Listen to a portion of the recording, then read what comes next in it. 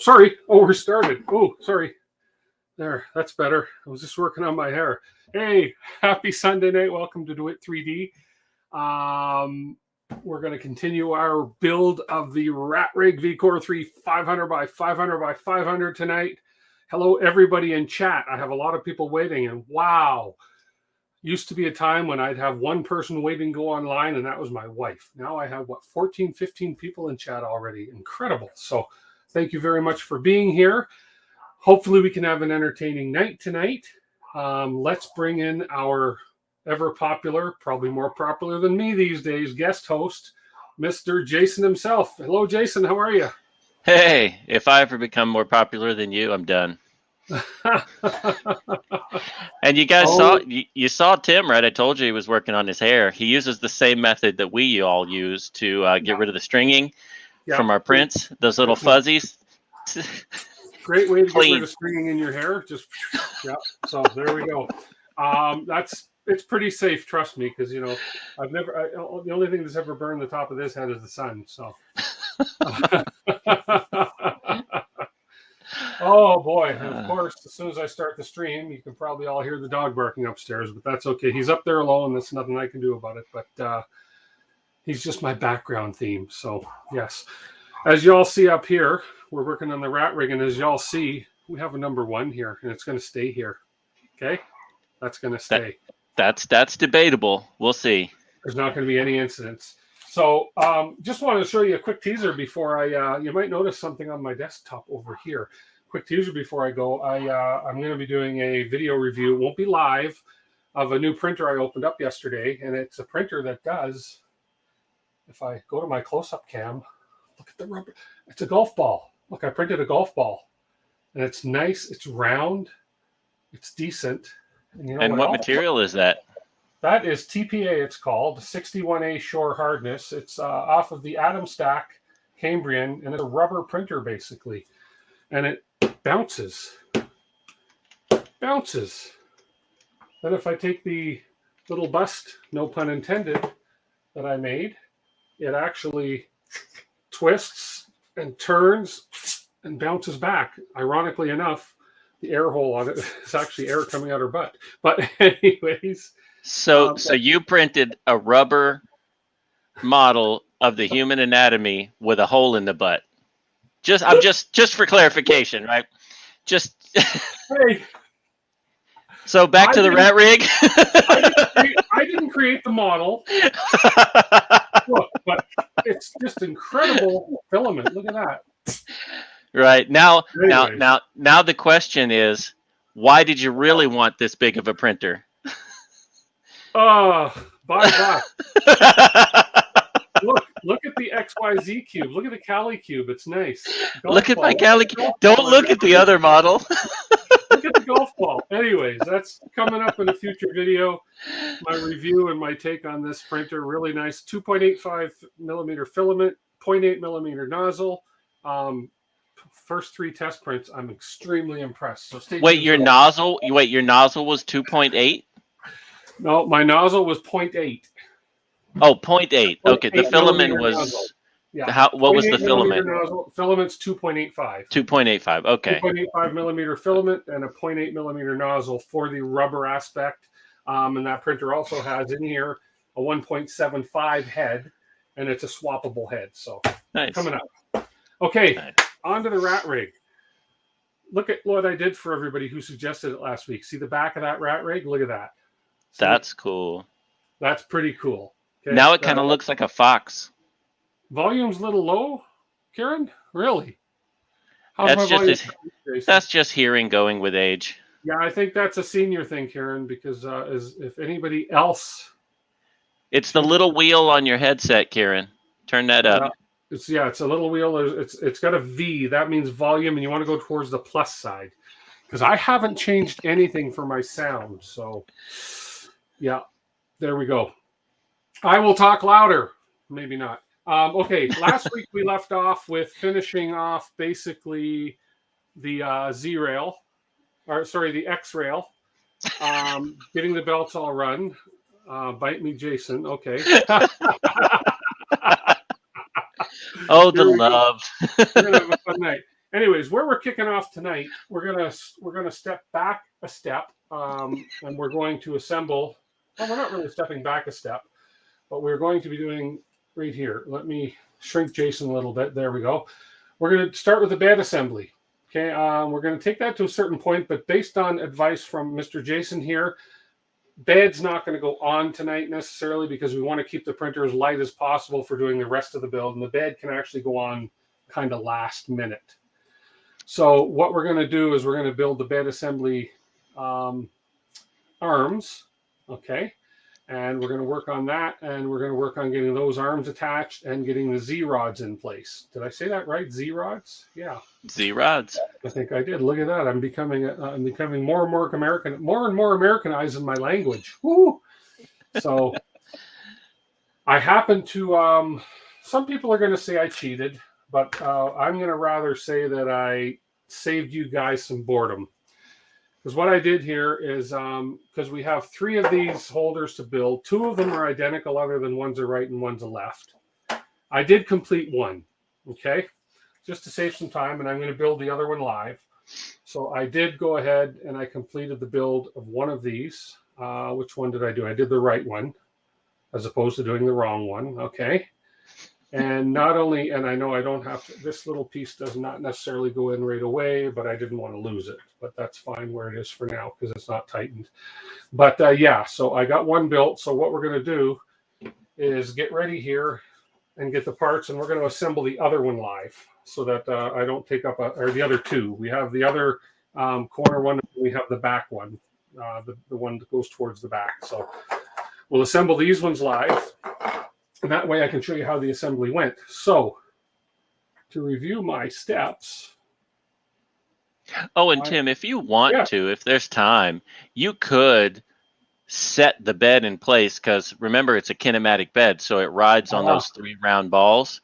So you can set it there to look, and then you can, because we're not going to wire it up just yet. I mean, yeah. No. Okay, no, that's fair enough. I'll probably do that. I'm just trying to find the image here for this particular part we're at. So here we are right here. So we're going to throw the other 2 of these together. Whoops, wrong camera. Right there. So I have got the, which one did I build? I built the right one. I built the one on the bottom, which is the right. So we're going to do the one on the top, which is the left, the top left one. And it's just basically a mirror of what I built already. So I'm going to go to the close-up cam. So this is the one I built, the right one. We're going to do the left one, which is pretty much an exact mirror of the right one. Well, it is, not pretty much. It is. Slide it back or move the camera. There you go. There we go. Okay, so I need, for this, the 2 magnets. So we'll throw this one kind of in the picture too because it's going to here. Let's just raise this camera up a little. There we go. Yeah, that's good. So we're going to need these 2 magnets. That's just gross, Kieran. You should delete that comment. That's gross. Oh God. We need some M3 by 20 screws. Very bad word picture. A little nuts. And where'd my M3 by 20 screws go here? Cap head M3 by 20s right here. And then we need some flatheads for the magnets. Countersink M320s for the magnets. So, and if anyone's looking and wondering what that black part is on the side, that's not a printed part. That's a palm part. It's mold injected, isn't it? It feels mold injected or something. Injection molded or something. Yeah. Yeah, it is injection molded, but that is actually your not just. Oh my gosh, it's catching. I've caught senior moments from. It's a senior moment. That's from your, oh my gosh. Your heat screw runs through. Holy crap! It's your anti-backlash, is what that actually is. There's the 2 of them right there. I'll show one up close, but yeah, it's not 3D printed. It's actually the only part I believe in here that's injection molded. So, yeah. And there's the hardware to go with those. We have the 3 nuts that are going to go on top later and the 2 set screws. Okay. So for this one, these magnets are very strong, actually. So, and every time you touch them, Jerry. Sorry. Oh, Jerry. Oh. Okay. Anyways, so the magnet goes in the top. I get that image of my. Thanks, Jerry. That's just wrong.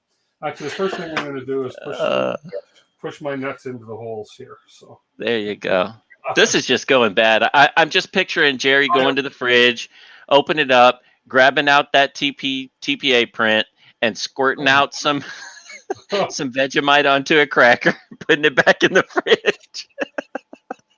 So again, I'm going to take advantage of my. Sorry. Hey guys, hey Mika, Steve, everybody that's in here. I'm just saying hi to people I see now. Kenneth, Dan. Oh my God. Welcome, thanks, Dan. Yeah, smash that like button, everybody, regardless of the filth that's being talked about right now. This 50mm M3 screw is coming so handy for me. So if you're going to build one, get one of these. They come in handy for a few things. So I'm just going to use this right now to pull my nuts into the holes here, sort of as a nut puller.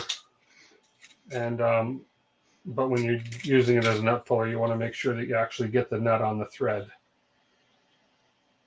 There we go. Everybody needs a nut puller. Everybody does. There we go. So we just seat that nut in there. Just so much easier to do with a longer bolt. And these are and it's really good to do it that way with the nylon, with the nylock nuts, because that way you're not threading through, taking them out, putting them back in, and then you get that first time, that virgin nut lock in the nylon, so to speak, since we're speaking that way. And while I'm doing it here, I'm going to do it on this piece as well. We don't celebrate Christmas in my house, Kieran. We're vegan. And line it up. And just use this to pull it right in into the bottom. And the same on this one. And anyone building or wanting to build a RatRig, when you get to this point, there's a note in the build instructions, but those magnets are super strong. Don't let them smack together. You will break one. You'll crack them. Absolutely. I've cracked my fair share of rare earth magnets. I have a magnet fetish. To be honest, I have like 200-300 magnets around the basement here. And yeah, they break real easy if you let them crack together. So just be very careful around them. It's okay if they touch, but don't let them. Yeah. So okay, so now we're going to pop the magnet in here. It sits in there nice. The clearance on that magnet is perfect. And then we're using these are M3x20 countersink screws that are going into the magnets. Again, a little tricky because, of course, they're going to want to stick to the side of the magnet. So you're going to want to just give them a little bit of assistance here. And let me grab my handy-dandy Wera hex set. I need my 3mm. There should be a couple more people in the world with those now. There is. I know. The funny thing is that Non-Fam, who is on the stream right now, he won a set. He always wins. He is in Eastern Canada. He won a set, and I forget. I forget who else won the other set. I don't remember either. And the other set it was in the U.S. The other set, and they received theirs like 5 days ago, and Non-Fam in Quebec in Canada has yet to receive his. Wow. So, thank you, Canada. Well, it's not even Canada Post. It was a delivery service. They went by courier, Canpar. So this, I have to push this nut right out. So I have to try and get this nut back in. So Dan says, or DB3D Dan says that Shane got his. Was it Shane that won? Oh, Shane, yes. Okay, and he said he loves it. Oh, good. Yeah, I like mine. I mostly because when I'm working over here, and my wrenches are sat over there, I can look and go, okay, the darker green one is this, the lighter green one is a 2 or a 2.5, and the yellow one's a 4, and I can reach for them easier than having to squint and grab them and check the little numbers on them. That's what I really like about them. Well, I know now my green is my M3s, my orange is my M6s, my yellow is my M5s. Yeah. I think I'm going to change my YouTube name to NonFam1 so that I can maybe then I can win more, because he just admitted he's pretty lucky in giveaways. Yeah, definitely. I know. 3DHP, thanks for the new stickers, and you like the custom DWIT stamp on. Oh, you're welcome, Jerry. You received that. Great. Good. Yeah, I got my own postage stamps made with DWIT 3D, so just because I could. Okay, let's get these ones in. So this is going to be this is the back middle one. Get this magnet in here. This one's a little tighter. Let's just. Well, hey, Dubbed Out, welcome. Hey, Dubbed Out. Okay. Built Over Bot.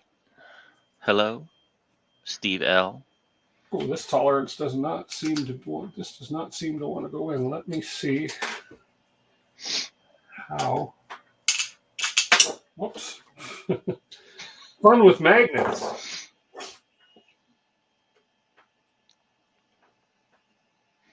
Okay, this might take a little coax. Dwayne King, welcome.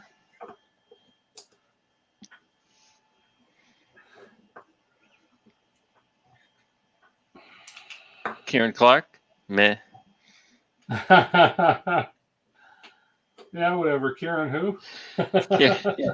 Kieran, what kind of name is that? I'm just having a little fiddly issues with this one here. Fitting a little tight. Little tight. I'm going to grab my knife. Where did I put my knife? It was right here. It was right here. I think I might have used it to cut the girl. No, I'm just kidding. Wow. Cut the rubber girl. Oh. Wow. Cut the audio. Oh, there it is. So I'm just going to clean out a tiny little artifact in here, which might have been preventing this magnet from popping in. They did a really good that's job. pretty good. They did a great job for the most part on these parts as far as cleaning them out and having them ready, but the odd time you have to fiddle with it. Well, you got to figure too. So RatRig, as far as I understand, if you consider the volume that they're doing to print these parts, I think they've got one guy doing all the prints, which would probably make sense. Not that it's his fault. But, how many printers would you have running? I know they've got a farm. And, if your tolerances are off just a hair, there's a bit of forgiveness that's due there, Oh, that worked. There was just a tiny little bit of filament. I had to cut off one of the corners there was just preventing that magnet from sliding in. And it's a really nice snug fit, which is what you want. You don't want too loose of a tolerance on some of these parts. There we go. Speaking of Astro Printer, Kieran, where is he? Yeah. Why don't you ping him, see if he can get on here and drag the stream down a little bit. Okay, we got the magnets in, and the next part we're going to do, and I learned a little lesson on this one. We're going to put these two little pins in. I found you don't want to open these holes up where the pins goes too much, but I took a 3mm drill bit and clean this first hole out a little bit. Oh no! Yeah, I know what you're going to say, and it's not going to be you're not going to get me this time. You didn't do the back the back, right? Not do the back. I just did the front. Okay, that's okay. They went in fairly tight, and actually, I'll show you when I do this one here. The back holds them in extremely snug. I did not do the back. Do I look that dumb? Okay, don't answer that. So I made it so that this can just start sliding in. And where did I put the pins? Right here. So yes, Kit, these parts are printed on a RatRig, and these particular parts were printed by RatRig on a RatRig, shipped by RatRig to Tim so he could build a RatRig. Yes. Hope you got that. So now at this stage here, I got these pins Thanks, Jerry. in this part. These I cannot push in with my hand anymore. So what I've been doing is I've been putting it on the desk and very carefully. And with measured pressure. Measured pressure, pushing them in. And once they're in, I don't know if y'all are aware, these Wera, this 10 millimeter Wera hex wrench is a great little tap tool. There we go. It's a hammer and a hex wrench for 10 millimeter, so works really well. So those are in there extremely snug now. So there we go. That's how I did it. Radiception, yes. Oh, I always forget like what my job is here. So like, I can do stuff like put up. You can put comments. I know. I forget. I'm like laughing at you and laughing at comments and hanging out like There we go. We're just gonna tap. Not overly hard. Just tap it in. Just tap it in. Tap it in. There we go. So a little Happy Gilmore there. That's the new Wera hex wrench hammer. So there we go. Okay. Back onto this mirrored part. So Kieran says this is looking riskier and riskier by the minute. Hey, that one is going to stay up where it was. Allegedly. Okay, I thought you guys could still see me in this close up. Okay, you don't need to see me. You guys know what I look like. Anyways, okay. So the next part on this is we're going to get the anti-backlash part put in. Okay. So that, I just want to make sure that goes in the right way because that does go in a specific way. Oh, that's a good question. I've had it up here. So William Harrod wants to know, what was the first RatRig printed on? Oh, good one. That's a very good question. I think it was made on the Mouse Maker. The RatRig, the Mouse Maker. Yes. Okay. So, first thing I'll do is put the nuts in here. Now, these ones went in fairly easy because that's a injection molded part. So these I did not use the pull method because they just slid in there super easy, just like that. Now, the one thing I'm going to note is even though I'm mirroring, you'll see that I've got the little set screw up here and the groove is facing forward. Even though it's mirroring on this one, according to the instructions, the groove on this one faces back, has a little nuts there. So it's not exactly mirrored because the anti-backlash one is sort of the opposite way on this piece. So look at you reading instructions. You're giving me no material here. I am, exactly. The screws I need here, those are M3 Hex Nuts.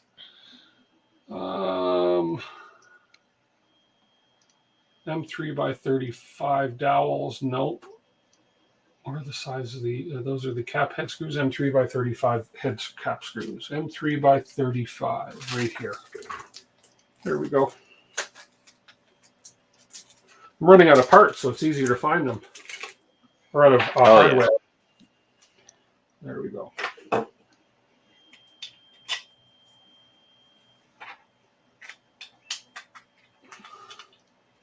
Oh, these are M5s. I'm sorry, I said M3. These are M5s. So, of course, for the M5s, I need my 4 millimeter hex wrench. I'm learning that M5 does not use a 5 millimeter hex wrench. It uses a 4. Uh-huh. A 4, yes. It's usually 1 or a half of 1 down. Yeah. Well, I mean, you clearly couldn't be able to take a 5 millimeter wrench and insert it into a hole inside a 5 millimeter shaft. It would be bigger than a bolt. So. And again, just tightening these to the point where it's locked into the nylock and it's flat. I'm not muscling any of these parts tight. There we go. Okay. And I'm just going to put this little set screw on top, but I'm not going to tighten it because that comes at a later point. Get off of there. There we go. Yeah, you want to adjust those when you've got the Z-rod in. Yeah, I'm just putting that in there so I don't lose them. And I'm just going to put that little, that little nut on top of there so I don't lose it. It's just a lock nut after they're adjusted, just so I don't lose that little lock nut. Is that a lock nut? It's like, yeah, it's like a lock nut that goes on top. So after they're adjusted, the little set screws, the lock nut goes on and holds them in place. But they're not nylocks. No, they're not. They're just loose. They're just the nuts. Okay. Standard nuts. Yeah. Okay. Just your standard nuts, everyone. Your standard nuts. Now the middle piece, so with this facing forward like this guy goes on like this, so that the slot is facing the back. Okay. And all I'm doing here is following this, the picture I'm following, so everybody knows, is just the instructions from RatRig right there. Just following that picture there.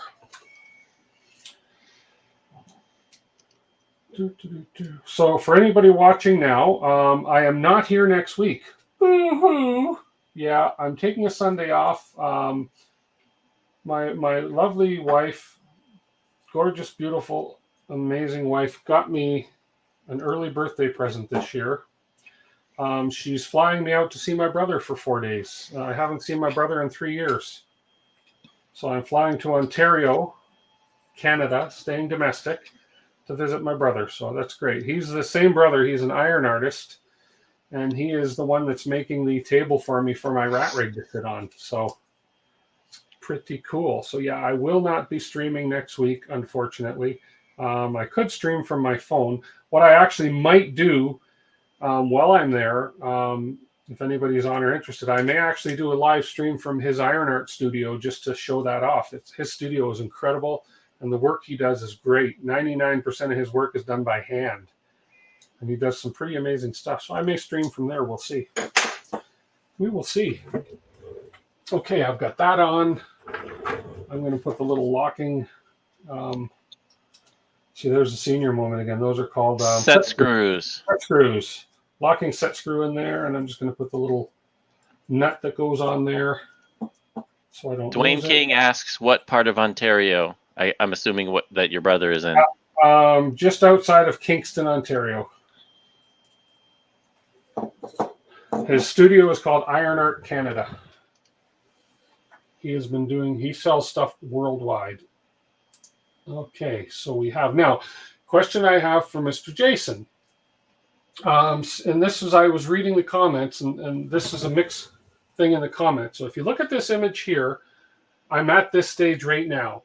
Mm-hmm. Okay, they're all built. If you look at the next stage, when you say attach the arms to the frame, you notice what they've got on this one in this picture? They've got that little cable tie on that one in this picture, even though it's not in here. And even though that does come up in step 6. That is for the back. Yeah. And only the back. Yeah.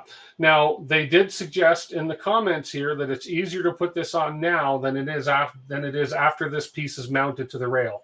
Yes. So, yeah. Okay. Yes, that is the cable strain relief for your bed wires. Okay. Well, then I shall attach that right now, and I'll do. And I think the reason they said to put it on after is because these holes right here you need to access in order to attach this to the linear rail piece. And as long as you have long hex keys that can go through there, you shouldn't have a problem with this being interfered. Yeah. So yeah, it's not impossible, but it you know, depending on your tools that you have, it makes it easier. Okay, so what I'll do is I will find that piece, which is right here. This is, and it makes it even easier once that's on. If you were to push a couple zip ties through it before you put the bed in, it makes it a whole lot easier. Oh, okay. But I mean, you can do that. You can do that down the road, but before you set the bed in place, it makes it easier to get the. It's just an easier operation to get the zip ties through without the bed in place, because then your head's not like right underneath the bed and trying to get underneath it. Yeah. Okay. Well, I need to find the M330s for those, and those are right here. And there happens to be just 2 of them. And then that's what these leftover M3 nuts are for right here. So we're just going to do that nut pulling method again. Actually, I'm going to use my 50 millimeter puller here. Be a lot easier. There we go. Jeff Hutchins says hi from BC, Canada. Oh, hey, Jeff. And Dwayne King says he's in Brampton, and let's highlight just a couple hours drive away. I do Brampton. Yeah, for Dwayne me, King, like if it's just a 20-minute drive, I'll think about the drive. Well, I grew up, Dwayne King, I grew up in Ontario and Toronto. I'm a Toronto guy, and so I lived all over that area. I was in Scarborough, I was in North York, all kinds of stuff. So I did a drive to Kingston quite often. So it's not as easy a drive as it used to be now that they've put all those cities in between. But hey, it's pretty good. Okay. And so we got now, where are you at now, Tim? You're in Toronto? I'm in Calgary, Alberta. You're in Calgary. Okay. Yeah. Calgary, Alberta. Yeehaw. I asked because my wife was asking last night because she was saying, "Oh, you have your stream tomorrow," and she's like, "Oh, where's he at in Canada?" I'm like, "I don't know. It's all Canada. It's all Canada. It's all the same." I'm like, he's Mountain Central Time. I don't know. There we go. Okay, I do have that on the right way. There we go. Now I'm going to make sure that is the right way for sure. Yeah, that's the right way. How come that? Oh, it's this green one. There we go. Here we go.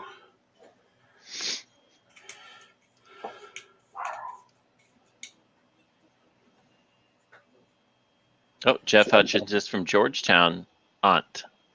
Oh, I guess that's Ontario. Nice. So that, oh yeah, okay. See, so that hex key now, I'm just making sure when I put that in, this hex key will fit in there, no problem to attach that to the rail. So yeah, and I think that's why they recommend if you're using a short hex key, it may be an issue, and that's why you said long hex keys are going to make a difference. So these Weras are nice long hex keys. That was not considered a hex key drop. That dropped on the table, not the floor. Well, hi, Astra Smoke from New Zealand. Oh, hello! Wow, all the way from New Zealand. Welcome. A brother Kieran right there. If you guys are new here, go ahead and subscribe if you don't mind. Hit the like button, thumbs up or thumbs down. Doesn't matter to me. Be honest. If you don't like what I'm doing, give me a thumbs down. It's good for me to know. But at the very least, subscribe. HC says, I love these streams. And HC, these streams love you too. Awesome. Thanks, HC. Oh, you love the hex keys too. These are great hex keys, yes. They are very good hex keys. They're maybe not the greatest in the world, but they're certainly very, very good. Yeah. Within what I'm willing to pay for a hex key, even on the upper end, yeah, those are the best within what I'm comfortable paying for a hex key for sure. Okay, this one does not seem to want to catch. This doesn't really sit all that flat there. It's just to hold cables. Yeah, it's really just to hold the cables, but can you tighten it up a little bit more? Or don't crack the part. No, this one doesn't want to grab the nut, so I'm just going to see if there's maybe an issue with the clearance here. No, I can see. Yes, Dum Dev, everyone is streaming today, but the only stream that anyone should be on is this one. That's for sure. Oh, there's more people streaming tonight? Oh, wow. Yeah, bunch of people I've never heard of. Some printer nerd, I think, and some other people. Is he streaming? I don't know. Wow. No, there are a couple other streams that popped up. Oh, okay. Well, no, I'm just going to see. None of them as good as this one. Well, of course not. There we go. Now, if I get this nut in here again. I feel for you, HC. There's absolutely no way. Anything over like 4 hours, I won't even consider to drive. 4 hours is about the point where I consider it's about the same as going to the airport, dealing with everything, the security, the boarding, the plane ride, getting off, getting a rental. That's about my cutoff. You don't want to hear that noise when you're tightening a part, but I think I'm okay. You're fine. It's not a structural part. It's so just for holding cable ties. Yeah. There we go. Yeah, you're okay. Okay, so we got that done. Let's switch to this screen here. And now we're going to align. Oh, Llama and Dan are streaming. That's who they are. Wait, who are they? Oh.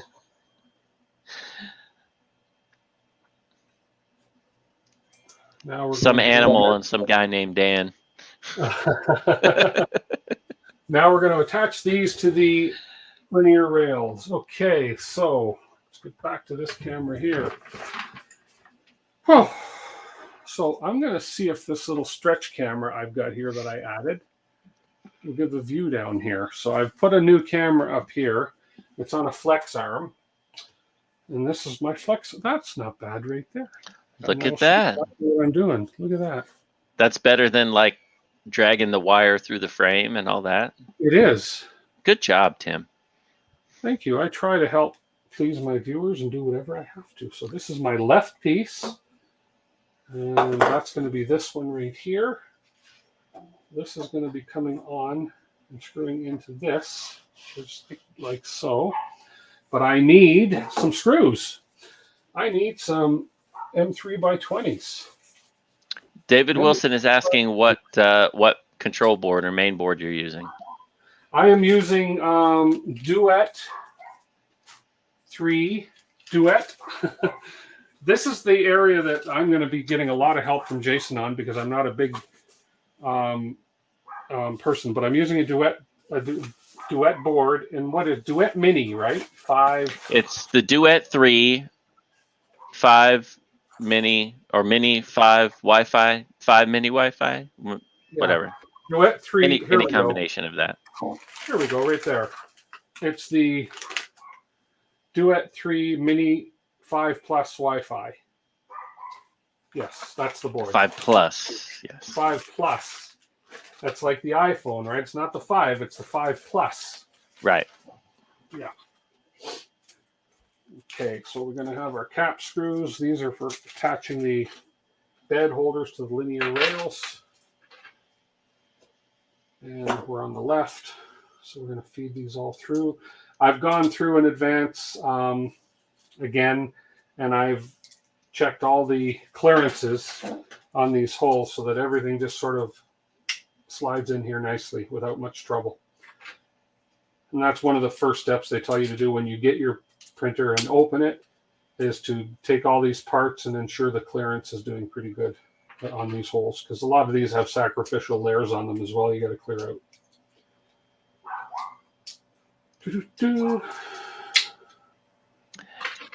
Andreas something. Andreas. So in your Hamilton voice, you didn't miss much. Just Tim shoving some shafts through some holes and pulling on some nuts so far.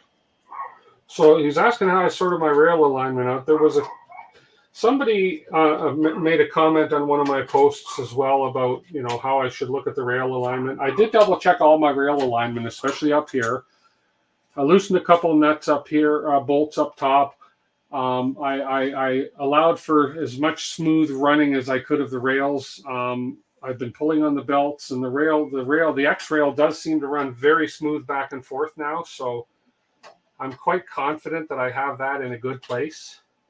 And you're going to move them again. Oh, and they'll move again. Yeah, there's going to be final adjustments, and yeah. David, I think I would have to go back and double check, but I believe for now that the vCore OS just added the Fistech spider. So you should be good by selecting that out of vCore OS, or at least that config for it. 86.9325.2% sure. I would have to double check, but double check your your software when you get in there, when you get to that. But you're just at the wiring, so at least I would think that by the time you're done with the wiring, that should be done. So what I'm doing on here is I'm tightening each screw a little at a time. I'm not going all the way in with one, because that's a great way to strip them. So a little bit at a time on each until they're up there, and I don't need to over tighten these at all. It's just a 2-finger torque with my fingers, just a feel. So there we go. There's that one on. Okay, Well, so Chris Black, you're not too far away. What, about 10 days or so, or less? Yeah, okay. That's nice. We'll bring this around to, there we go. We got a good view right down there. And we'll put the right side on. I'll try and come in from the back side here. Yeah, these holes seem, I may just take a drill bit here. I might have missed these holes because these are a little stiff, but let me just see something here. Let me take my 50 millimeter, good old 50, there we go. If the hole's tight, just push harder. Yeah, whoops. There we go. That's a opening for Kieran if I ever heard one.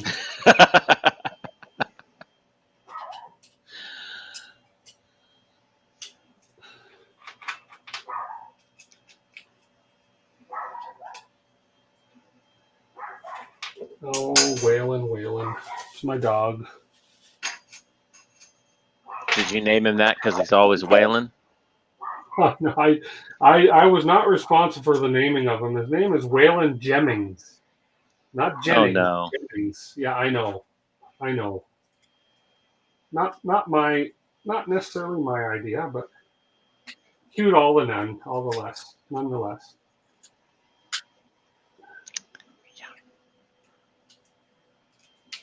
I think you just lost about 8 subscribers. Because of the name of a dog? I'll try not to get my back of my head in here, but I'm going to make sure that I get these screws going in evenly.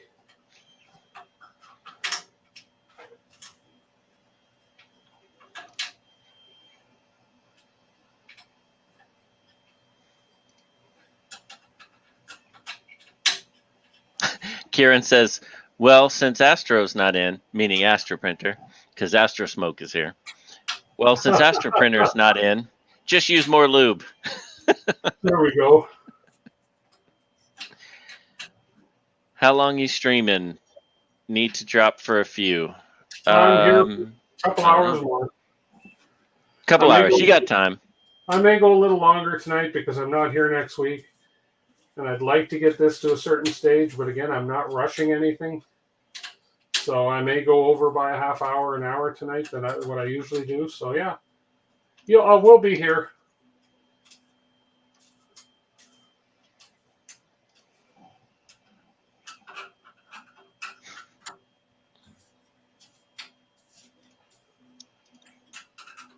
There we go. There we go.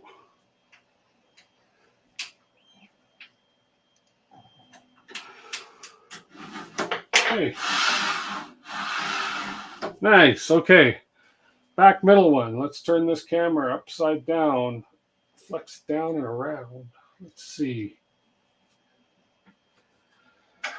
I know it's bouncy. There we go. If I turn this like this, there we go. Hang on. That's not going to work. There it is right there.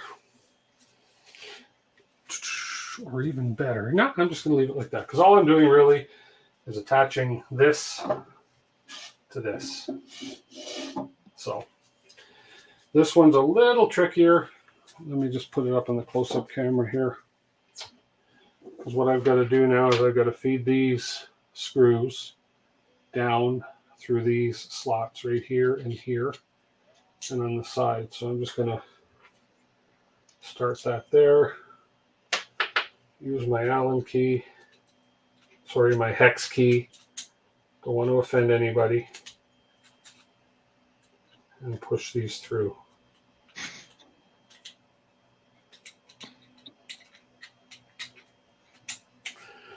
There we go. They only come out just enough to grip the linear rail guide or holder. There we go. So Edgar Cornett, welcome Edgar, says, hello everyone. First time I got to jump into a live stream. Love the content. Ordered my 500mm RatRig VCore 3 on the 27th. Good job. So you won't regret it. I do have to back this one off a tad to fit the head of this bolt in. There we go. Hey, Weeble. There we go. And Kieran says, DWIT 3D Canada only has his dog around to explain the puddles on the floor. That's right. Oh, I went up to a big puddle today, trust me. That's a whole other story. Okay, let's get back. Switch cameras. That's no good if you guys can't see what's going on. Let's get back. It's okay. You don't need to share personal information, Tim. It's all right. Okay, that's all right. I understand.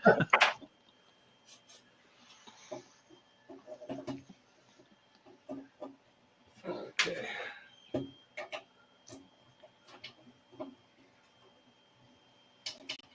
And make these clothing things or garment things you can wear to help with that, I guess. But that's okay. I mean, it really just depends. It depends on whether you feel you need it or not. Okay, now okay, listen. Talking about that. No, let's not talk about that. I don't know if there's any other scuba divers out there, but I do have, and I have worn, and I'm going to admit it, I have worn Depends under a dry suit scuba diving because, you're down 90 feet in a dry suit and you really got to go. You do not want to ascend from 90 feet to have to go to the bathroom. So what do? You pee in a diaper. Reality is that happens. Well, what I used to do was if you let a little pee out into your suit, it warms you up. And okay, in a wet suit, it's different. We're speaking of dry suit here, Jay. In a dry suit, it's different. Yes. Yeah, yes. it's just in a wet suit. If you let a little pee out, it'll warm you up. Okay, let me see while I'm at this stage. Sounds gross, but when you're really cold, and if it's your own. I'm going to see, as Jason suggested, and I also read this a couple places. I'm going to see, and I'm going to go grab a few little zip ties and just feed some zip ties real quick in here and just have them hanging. That way, actually, I don't need to do that at this point. I can do the rods first. Forget it. Yeah, since you're not going to put the bed on permanently yet. Yeah. Okay, so we're at the step now where we can install Z-rods. Jason sent me these cool little pieces here, which I believe you found on one of the forums or on one of the groups. Yeah, those are from, I'll remember in a moment. Yeah. Where they came from. Rods, for helping align the rods. So I'm going to be curious to see how those things work. So for now, we're going to unwrap the Z-rods, which have not yet been unwrapped. It's the last thing to unwrap. Oh, other than the bed. And I'm calling them Z-rods because that's what's preferable. Actually, you know what? We're gonna pause for a minute here. Let me get my Z-rods out. Then we'll pause for a minute.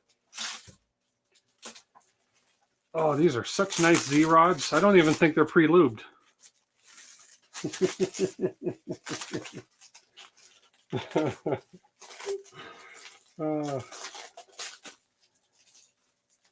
Okay, those are nice. And let's roll them around like I would a pool cue. They're nice and level too. Any pool players out there? Roll your cue along a pool table to check level. Yeah, of course you do. Did I lose sound, or is everybody just very quiet right now? Or is Jason too embarrassed to speak?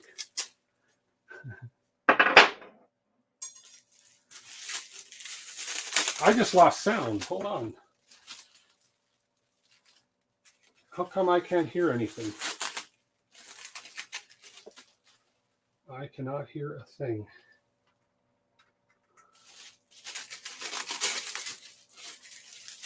Jason, you're muted.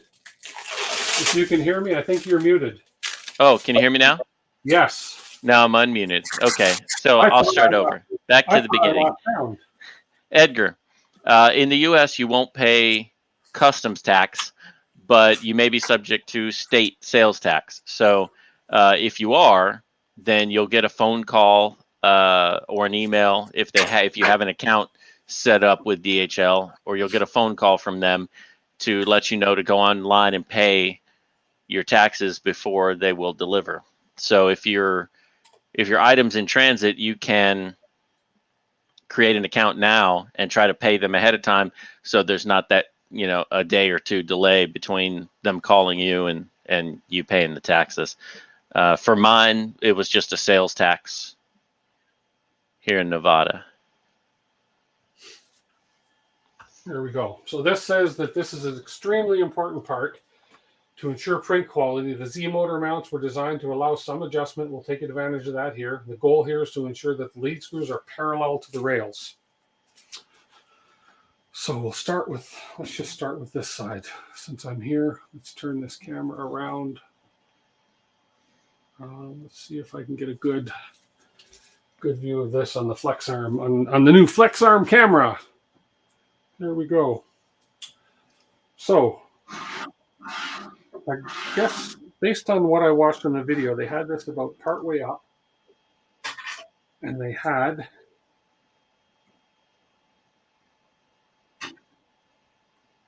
threaded the Z-rod in.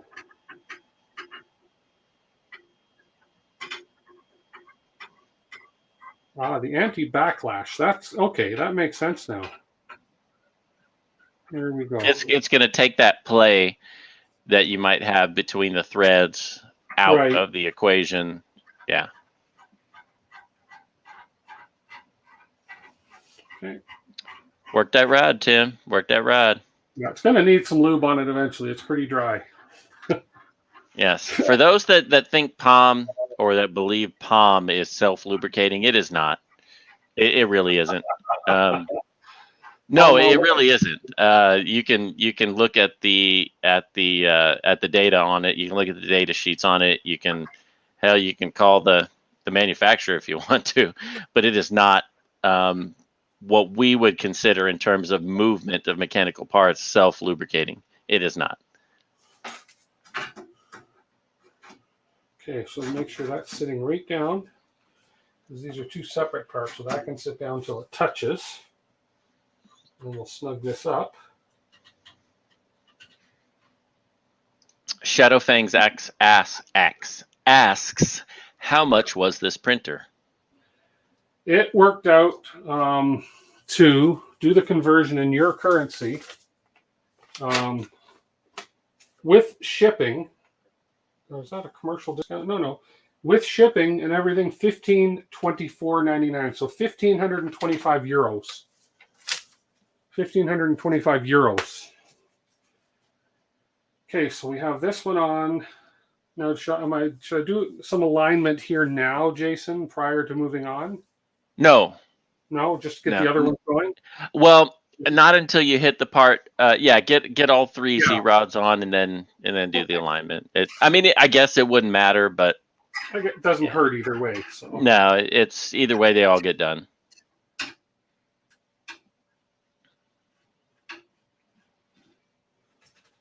Can't really see. There we go. If I do this, but you do align them before you set the bed on. So right. Okay, there we go. That's a little better angle there, showing what I'm doing. All I'm doing is feeding through the anti-backlash right down to the motor mount. Let me just make sure this one is loosened off. Yes, Chris Black, you're correct. It does depend on the package you order. What Tim got was the 500 millimeter base configuration or standard configuration. Standard kit. Yeah. I didn't customize anything myself. I just took the base kit as it was sold. Mm-hmm. Just right now. just due to my lack of knowledge on some of the stuff, I just stuck with the basics, so I didn't have to source any parts on my own. Which is one reason I went with the RatRig versus the Voron. I just wanted everything in one package. Okay. And if you want to see a difference between the number of printed parts in a 3D printer, compare the RatRig to the Voron. Not saying anything bad about the Voron, but I would say the RatRig uses at least 80% less printed parts than the Voron, which work out fine. I mean, that's proven. It's just in terms of if you're going to print them yourself or pay someone to print them for you for the Voron.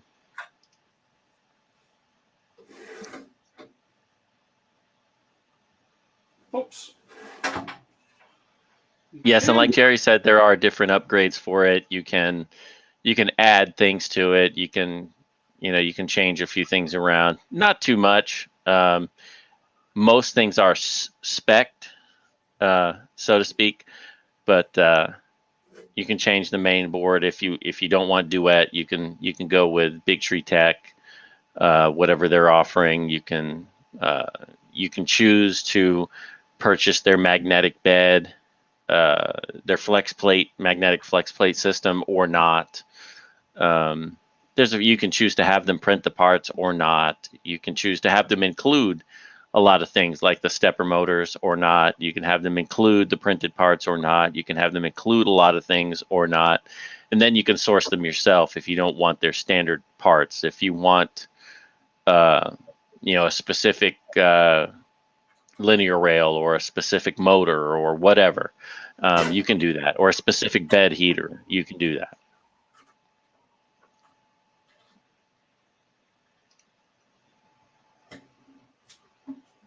Good for you, Steve L. Sell that Voron. Okay, all 3 screws are in. Now they talk about achieving alignment. Weeble, yes, he will run the E3D V6. That's part of the standard configuration. Yeah, that's what I got.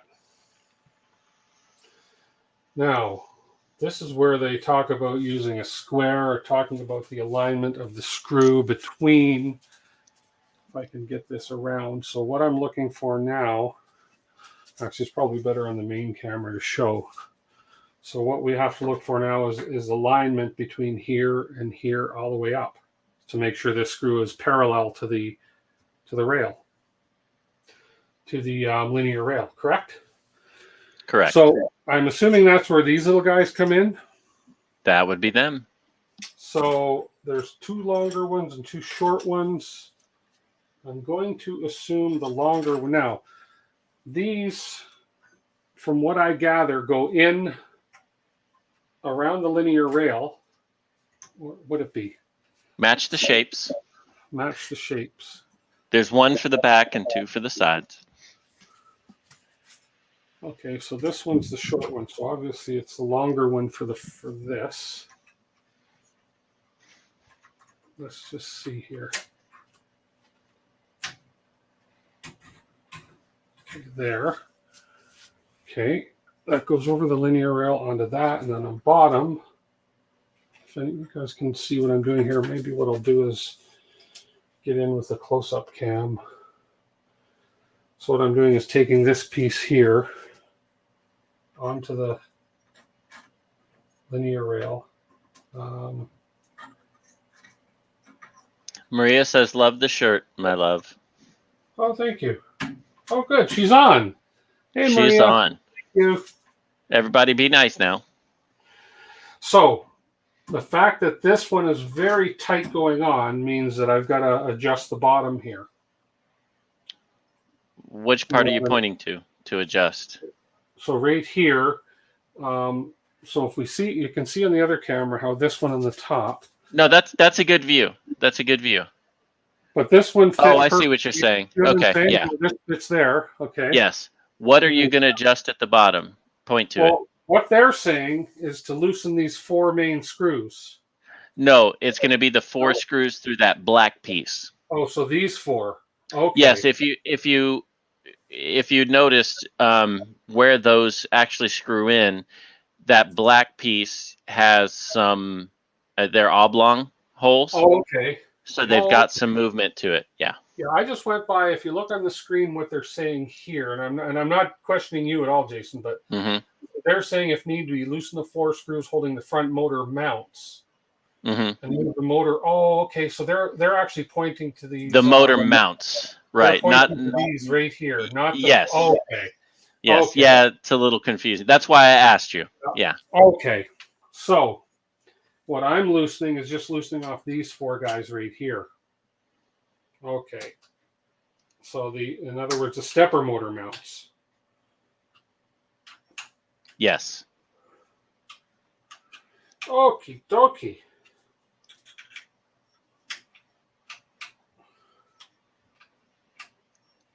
The Sanska Pi, and maybe, I'm not sure too much. I have an octopus. I haven't used it on the RatRig, and the Fistech. I don't know much about it, but that, you know, if you don't feel comfortable with one, go with what you feel comfortable with. Doesn't seem to be any movement in here at all.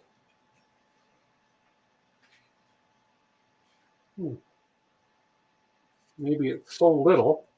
There's a little spider or something right there.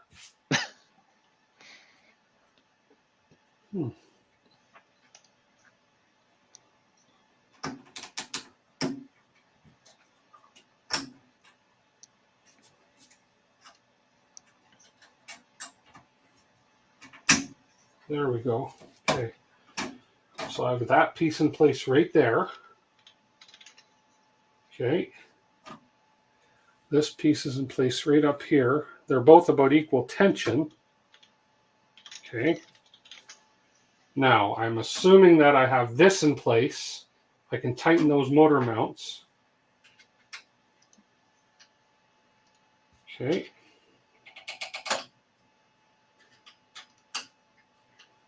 There was very little movement, but I guess enough.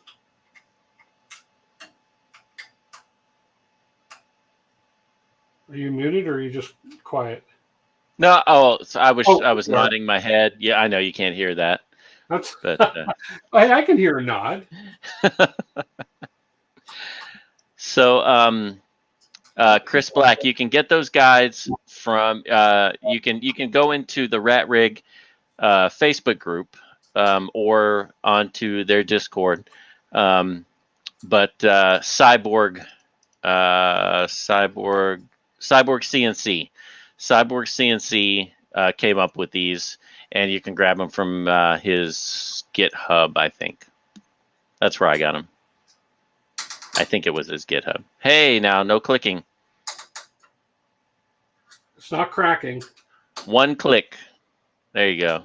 It's your one click type thing. Yes, and with those M3s, yeah, folks always use the long side. If you use the short side to get a bunch of torque on an M3, you're just going to kill whatever you're working on. Now, at this point, should I be tightening that anti-backlash nut? No. You don't do that till the bed's on.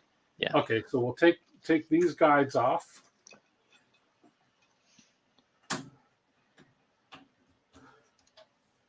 Bottom one's a little more snug. There we go. Okay, and then we'll come around to this side. And let's turn, and we'll do the same thing here. The Sansa, you're right, the 2.4, the Trident. If you look at the Trident, it looks a lot, I think, like another printer. But if you're looking at IDEX, yes, Eddie Engineer is building an IDEX for the Voron, but there is one already offered from RatRig, and I don't know what the lead times are and things are, that type of thing, but they do offer one.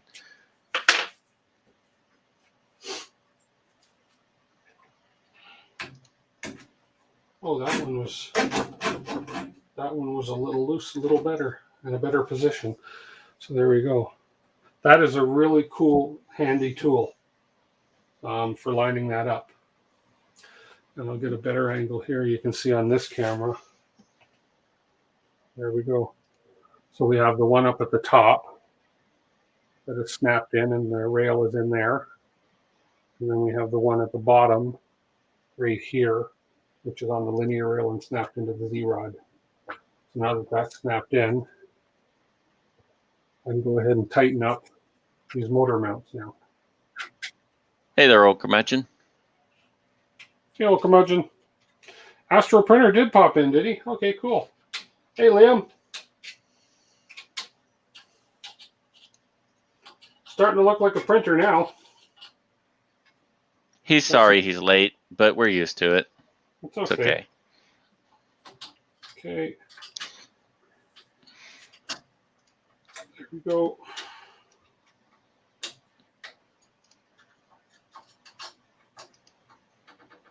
There we go. Man, there's a little annoying. Smaller there, the harder they're to catch.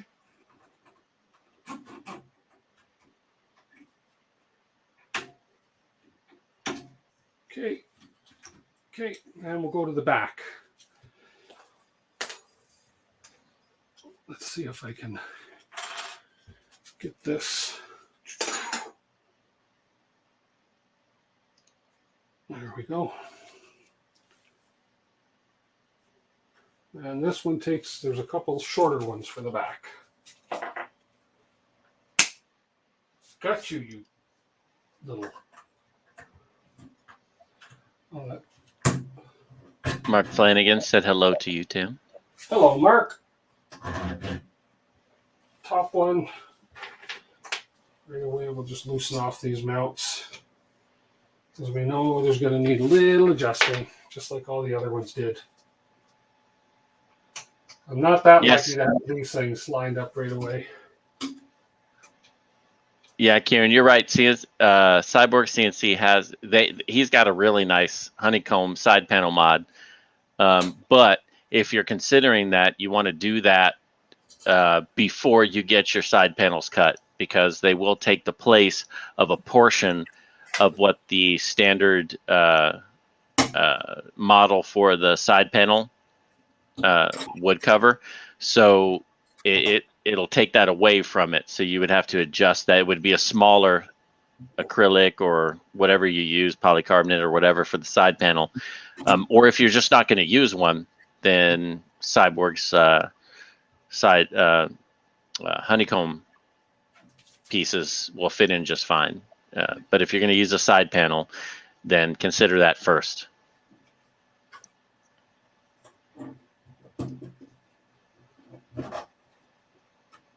And yes, Astro Printer, you're correct. Karen Clark is a slacker. There we go. This back one had a lot of play in it. It had a lot of adjustment front and back on it. It had slots in there. So this motor actually could move front and back a fair bit. So all I'm doing is lining it up so that it's equal, using the spacer for what it's meant for. So the top spacer's in place, bottom spacer's in place. It's lined up that way. That turns very easy. So we're going to tighten the motor in place now. Michael Castle, hello. Welcome.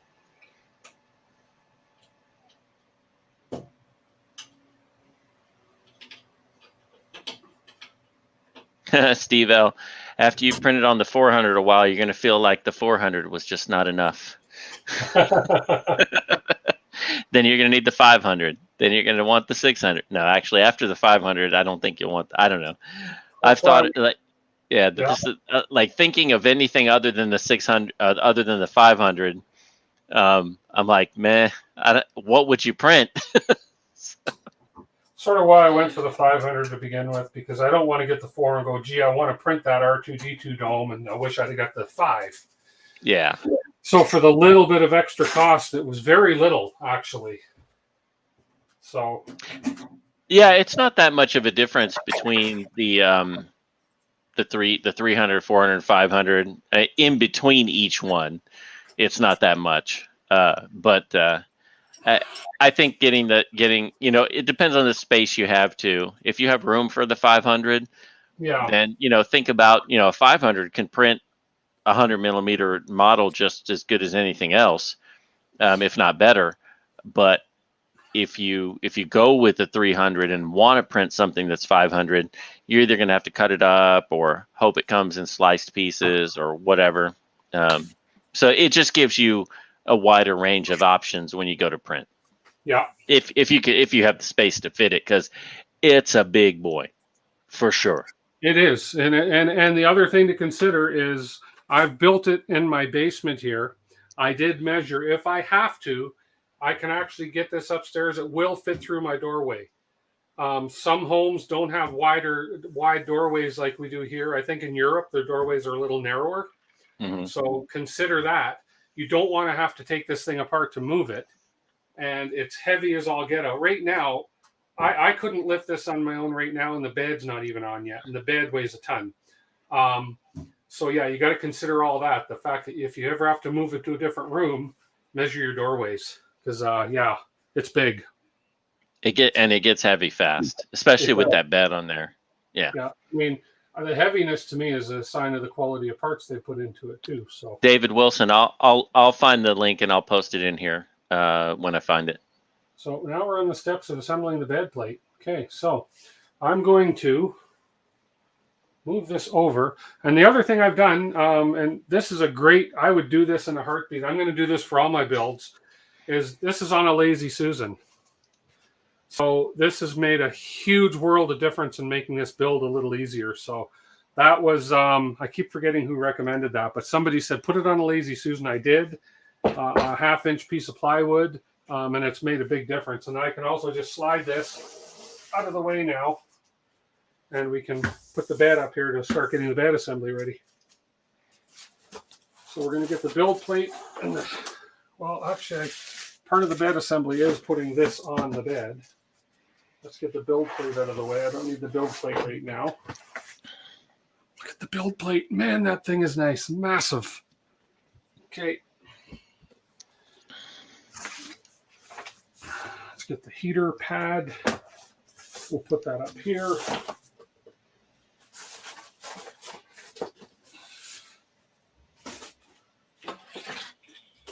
Go. Yeah, Steve L, you're right. There is a benefit and a simplification to being able to place one order and have everything come versus the Voron. There are a few places you can get the Voron kit, but they're a little sus, I guess, from what I've heard. So. Okay, build plate requires build plate balls. So we have You're good with those. I'm good with handling build plate balls. Countersink M15. So my build plate balls. We have a set of build plate balls right there. Whoops, right there. These balls have holes in them, threaded holes. So we're looking for countersunk M516 screws right here. And guess how many screws I have? 3. I gotta start throwing plastic bags out as I empty them, but I gotta make sure there's no parts in them. That's all I need. There we go. There we go. There we go. Okay. And 6mm spacers. That's going to be, I believe, these, but I want to make sure. These are the white, some white spacers. I believe that's all the spacers. No, it's not. It's those. See? It's those. Yeah, those plastic ones are included for you to mount the main board. Ah, okay. So it's these aluminum 6mm spacers that are going on the bed. Okay. What I'll do is I'll zoom in on one hole. No hard hats, Mark, unless he goes up a ladder. Unless I go up a ladder, and I don't think I have to go up a ladder tonight. So let's turn this over to do this. So they're asking, Tim, if you can see Edgar Cornett's link and see if it's something that you could post, allow him to post, or allow it to be posted or reposted or whatever. Okay, is it in the chat? It was something in the chat. It's going to be a little ways up. It's something about the 6HC, DWIT 6HC. I don't know what it's to. Edgar, I'm trying to find it. Bear with me. There's a lot of chat that's going on. Yeah, Astroprinter, I bought my Voron 2.4 kit from Formbot. So we'll see what I have to replace. Oh, and the Sanska got the Voron kit, the Formbot Voron kit, and it was a bit of a disappointment. Well, that's disappointing. I can't see the post from Edgar. He wanted to post a link, I assume. Then that's what it seems like. Yeah. Yeah, and he's not allowed to post a link unless he's a mod. So what I'm going to do for Edgar real quick is Edgar. Edgar, what were you trying to link to? If you can put that in chat, maybe we can help you or find it. We'll find it, or send me an email to dwit3dcanada@gmail.com with the link, and I'll post it. Yeah, it's the best way. Tripod's here. You can end the stream. Ah, dang. Tripod, hello, welcome. Yeah, welcome. It's Tim stream. I guess I have to say it. Put a countersink screw in. We have a spacer. And we have a ball.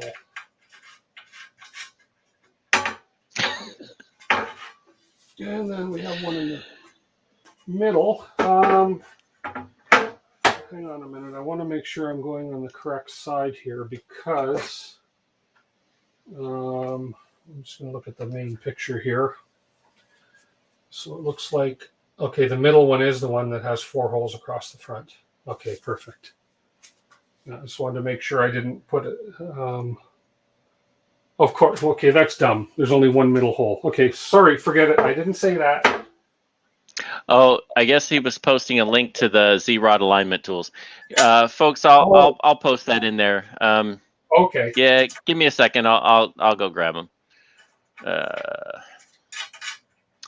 They are somewhere.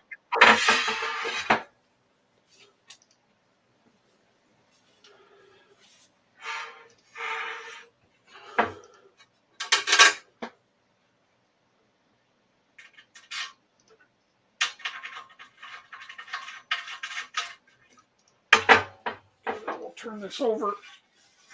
Oh, that's heavy. All right, guys, there you go.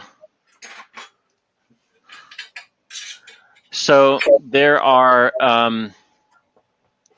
different alignment tools for the 300, the 400, and the 500, I think. So just check around and make sure you're getting the right ones. But this is perfect. There it goes, I think. Thanks, wait. Jason. Yep, there it is. So there's the link to the GitHub where Cyborg has his, and check out all his other stuff. He's got quite a few things for the RatRig. He's done a lot of mods to the RatRig. Okay, our bed has balls. So it's a male bed. It's a male bed. You know how you know? Because it's got. You look under the bottom. You look under the bottom. Now we have to put on the heater pad. You can do that now. You can do that later. It's up to you. Yeah, I'll do that later because I still want to build my hot end yet. So. And actually, I should have been paying more attention. But when you go to put the heater pad and the magnet on, take those balls off. It makes it a whole lot easier. Oh, really? Because when you go to put the magnet on and it's sitting on those 3 points, it rocks on the corners. Oh, so if right. it's laying flat, yeah, you're not. Yeah, you got a better chance of not getting a bubble. Makes sense. Well, for now, I'm just going to basically lay the bed on here so it actually looks like a printer for a minute. So let's see. Let's go to the big camera. Let's pull this back over. There we go. Well, low to you too, Dan.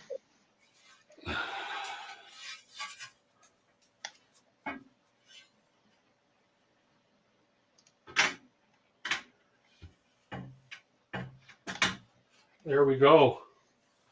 It looks like a printer now. Wow. Hello, MJT74.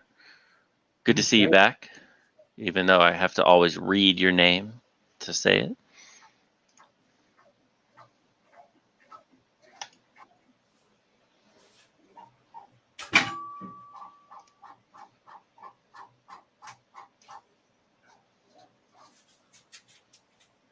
I'm just leveling the bed. There we go. We're level. Good to go. Ready to print. Okay, cool. Cool. Yeah, I'll do the heater pad and that. I'll take the balls off to do the heater pad and the magnet, which is fine. Place the bed on the arms. That's it. Okay. That basically, other than putting the heater pad on the bed, other than putting the heater pad on the bed and putting the surface on the bed, that's the build. That's where the build instructions stop. And now it goes on to a hot end build based on the type of hot end you're putting on. So, yeah. Why do I have a spare part here? Oh, that's good. Thanks for calling that out, Weeble. I wasn't sure if they were different sizes. Why do I have that makes sense, though. I mean, the distance from your Z-Rod to the rail. Duh. Sorry, had a Kieran Clark moment. It's okay. One spare part. They're spares, right? I'll figure out where this goes after. What is that? It's That is one of your Z-stop, one of your end stop adjustments. Oh, I think that goes up on the X gantry. Okay. I think that goes up on, okay, that goes on the X gantry. Whew, I thought I missed a part. Okay, so we're going to jump into right now. What are we at? No, we're going to pause for a minute. We're going to pause and give something away. What do you think? Okay. Hey, let's give something away for the people that are watching. Let me get the giveaway screen going up here.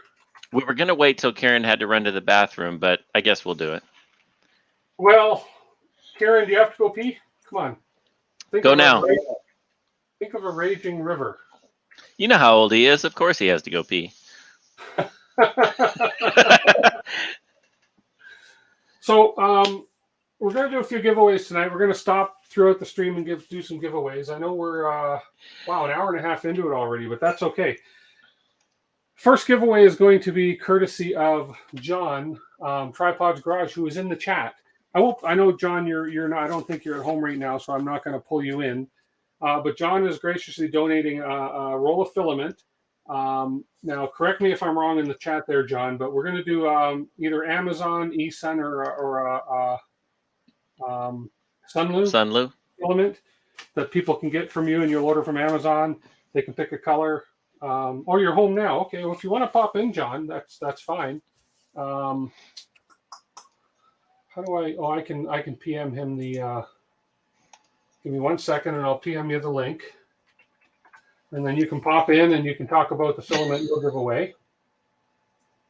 Actually, I'm going to do a different one first, but John can still pop in because we may not have. Where's John? John. Sorry, Tom. That wasn't meant to be inclusive of all folks. That was inclusive of only Kieran Clark. Sorry. I apologize. Yeah. There you go, John. I just sent you the link. Pop on in. In the meantime, what we'll do is we also have a roll of filament that we're going to be giving away to anybody that's on the stream in the UK only. If you're in the UK, this is courtesy of Sam Prentice, the real Sam Prentice. He is generously donating a roll of filament. It'll be Amazon, UK only.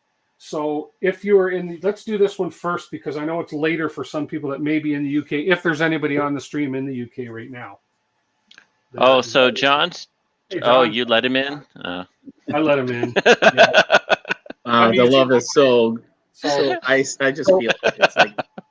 So what we're going to do is we're going to do a draw for the UK only. If you're on the stream and you're in the UK, this is courtesy of the real Sam Prentice.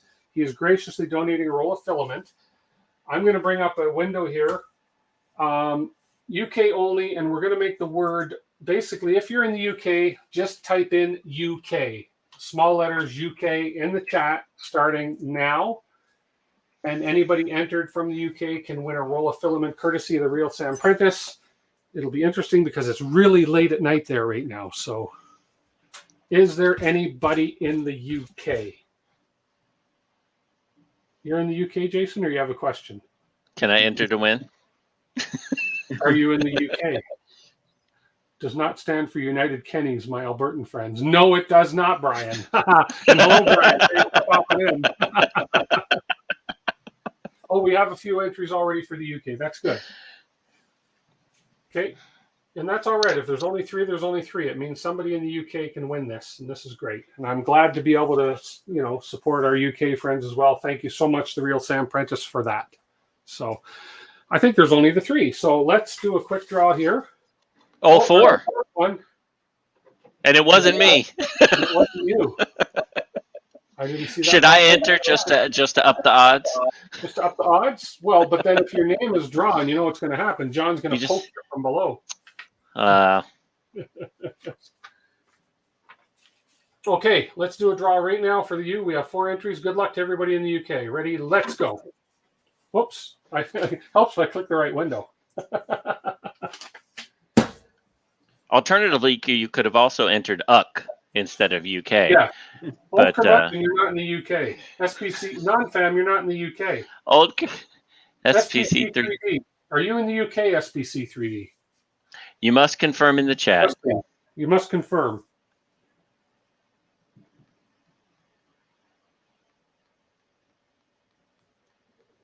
SPC Brian Baker. SPC 3D. Or are you even here? I saw him put UK in. I did. He did enter UK in there. Just confirm if you're in the UK. You are, yes. Perfect. Okay. Go ahead and pop me an email, SPC3D, DWIT3DCanada@gmail.com, and I'll get your information over to Sam Prentice. Thank you, Sam, for doing that. Appreciate it. Yeah, Karen, I have to see what clock spring has. So I print out, like, for the Kaiwu Slim, I print out like 6 of these things. I printed one of those. It's up there. Can you see it behind me up there? So since no, it's okay. You guys chat away. That's okay. Don't worry about it. Oh, I was just gonna tell my daughter needed a phone stand, so I let her scroll through the Clock Spring Patreon and showed her where it was. She kept scrolling through, and she's like, "I want this. I want this. I want this."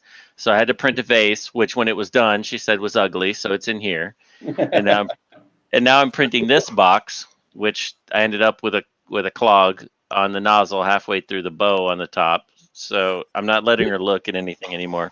Sorry to hijack. Okay, you're welcome, FPC3D. So just because John's here on the stream as well, we're going to do one more draw right now, and we got a couple more coming up later after I do a little bit more building. So John is also, Tripod's Garage is going to donate a roll of filament. John, do you want to talk about it? Yeah, so basically, Tim and I will discuss offline, but it's going to be for Canada, US. Oh, and US. Okay, awesome. Yeah, so and then I'll just give him the funds. So we'll just decide what's available on Prime to be able to ship. So okay, perfect. Or do you want, you know what? We've done US only, right? So it's up to you, Tim, on how you want to roll with it.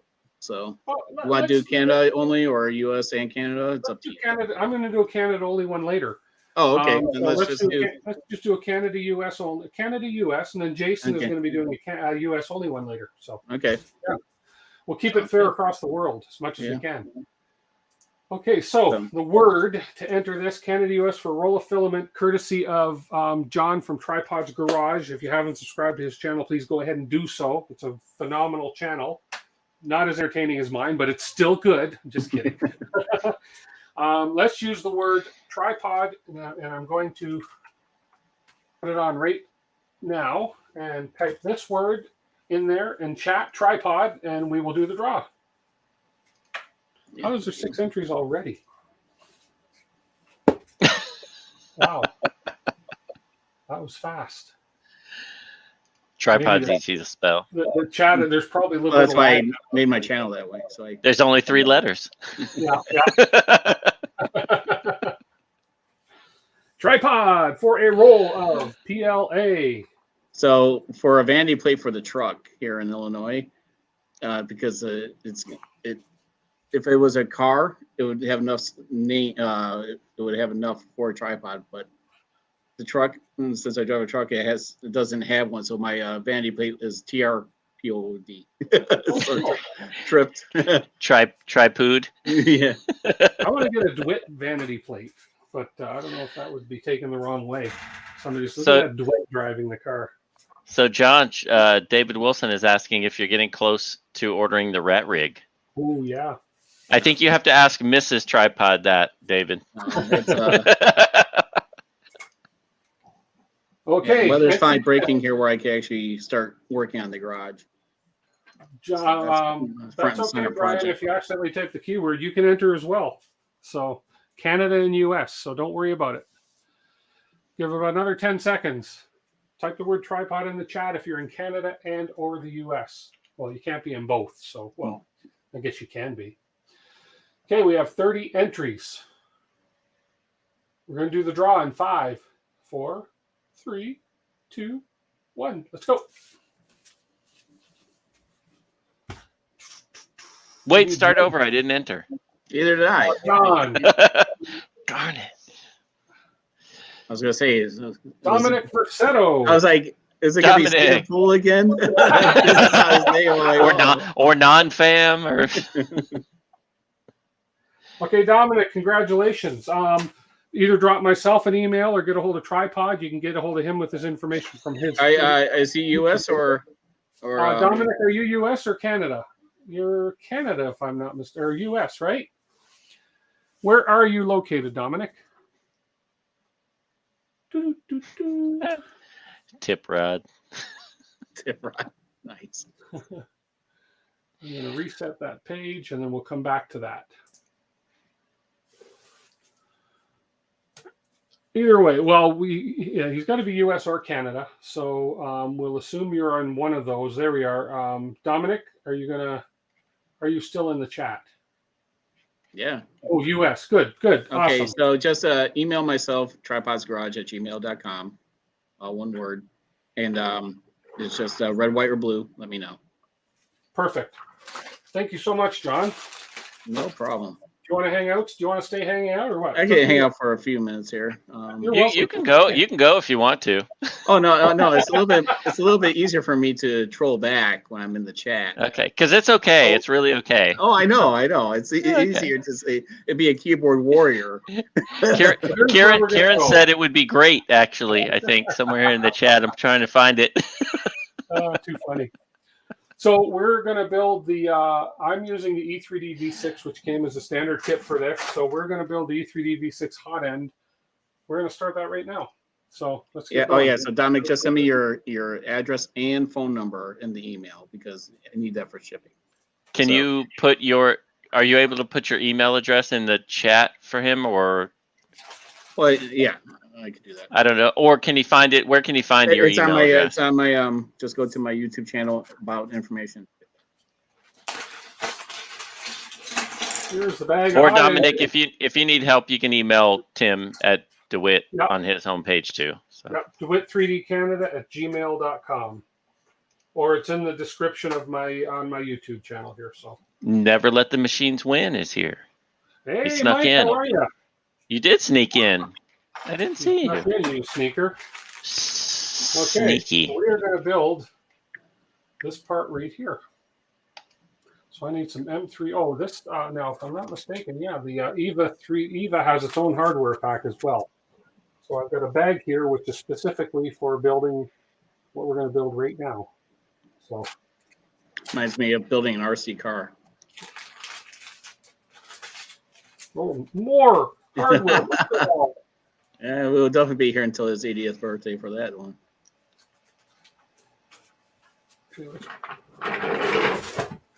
Pull up a stool here. Let's get the camera angle just right.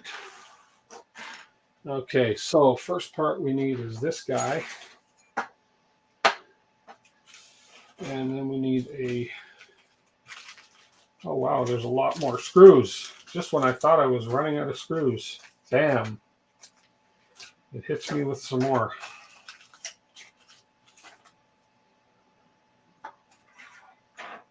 Okay. Where is that? Never let the machine. Mike from NLTMW. Yeah. He's like, yeah, we're talking about draws and stuff.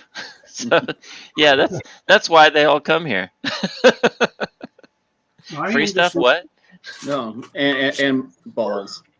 And balls. Oh, there it is. Balls. Oh, John, did you see the new toy that Tim printed for himself?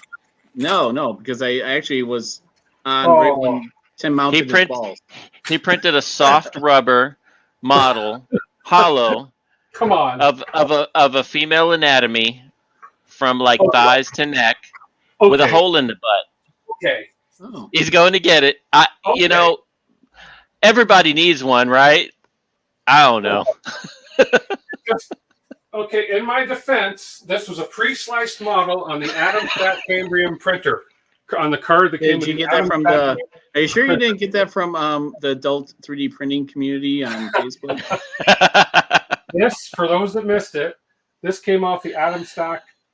It's the rubber printer. This is printed in 2.85 millimeter filament. It's a very flexible filament. He knows where he's grabbing.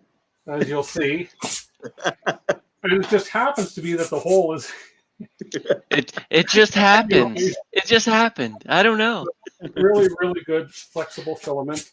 Okay, so printed really well. It's a 0.8 millimeter nozzle, 2.85 millimeter filament. I'll be doing a review and more information on this printer. And so I think that'll get you all the subscribers to be monetized for you to get demonetized. Is there any particular reason, Tim?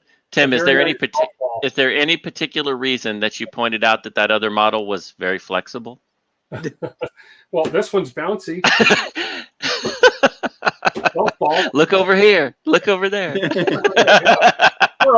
Squirrel. Anyways, let's get back to my build. My goodness. So we have this little guy that's actually looks like it holds a stepper motor. And then we have this, which is going to hold the sensor switch. I need M3 by 6 millimeter screws. So, boy, I got to look through a whole new batch of screws. M3 by 6 millimeter. 3D Wildcat. I'm going to talk to Tim eventually down the road about changing his hot end. I can't in good conscience recommend a Dragon. It is stolen technology or stolen designs. So I don't feel right about recommending it, even though it works great and it's half the price and all the other good things. But yeah. So these ones are self-tapping into here, I believe. Yes, they are.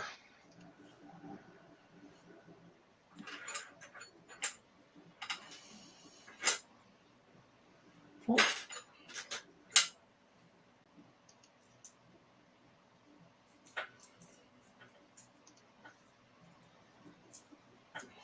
All of a sudden, it's gone very quiet. Shh. Be very quiet. I'm screwing a sensor. Oh, so Astro Printer says now you're going to have a life-size model of Naomi with your new RatRig printer. Well, the thing is, it requires a 2.85 millimeter hot end. I'm not going to put a 2.85 millimeter hot end on the RatRig. I think that only one plastic part will fit on each side or each bed part. So. Well, what? Yeah. Okay, so we've attached that limit switch.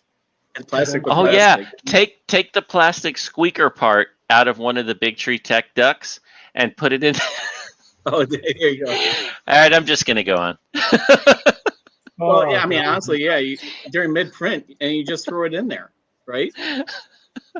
Yep, I mean, that's how you do it. You guys. M38 nut. Oh, M38 nut. Hex nut. That's an M3. oh, this time lapse came out pretty good. 3,000 snapshots for this one. So this M3 screw goes down the middle here. This is because this is going to be an adjustable end stop. Oops, I put this on backwards. That's okay. Oh no, Brian Baker says, I picture us all in that Simpsons meme where it says, "Get ready, everyone," or everybody. He's about to do something stupid. Well, I just did. I put this limit switch on upside down. It's okay. It'll only go on one way, and you figure it's on upside down after you do it, but that's all right. All right, take care, Brian. And he says, good luck, Tim. Thanks, Later, Brian. Brian. Take care. Talk to you guys later. For all of those, for anybody that does or doesn't know, that's Brian from the First Layer. Him and Richard did their Ask the First Layer show today. They're coming back every Sunday at 12 noon for Ask for Help show. So today was a great show. And it's great to see them back after the little summer break. Stop throwing your tools, Tim. It's not my tools. It's the little M3 nuts, and we're speaking tiny parts with me with my mammoth hands right now. There we go. I gave you a segue, Kieran. Okay, we're gonna pull a nut again here. Pull a nut. Sorry. Mammoth hands, tiny nuts. And then he's pulling it. Oh, John.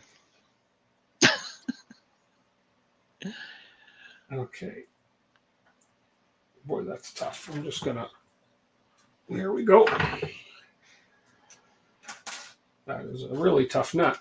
I'm gonna, without breaking the part. I don't know how Jason can do it with a straight face all the time with these. There we go. Well, this is I what mean, our just think about what Tim's wife is thinking upstairs when he's making these comments. Okay, that's all I have to say. She's not home right now, so but she's probably watching. She was on the stream, and she probably gave up 2 comments in. And however, it is 5 streams in for us now. Yeah. Yeah. Yes, we're 5 streams in, and we're on step 3. What? No, just kidding. But I've had practice. Does not fit. So It fits. no. It fits. Wait, what are you doing?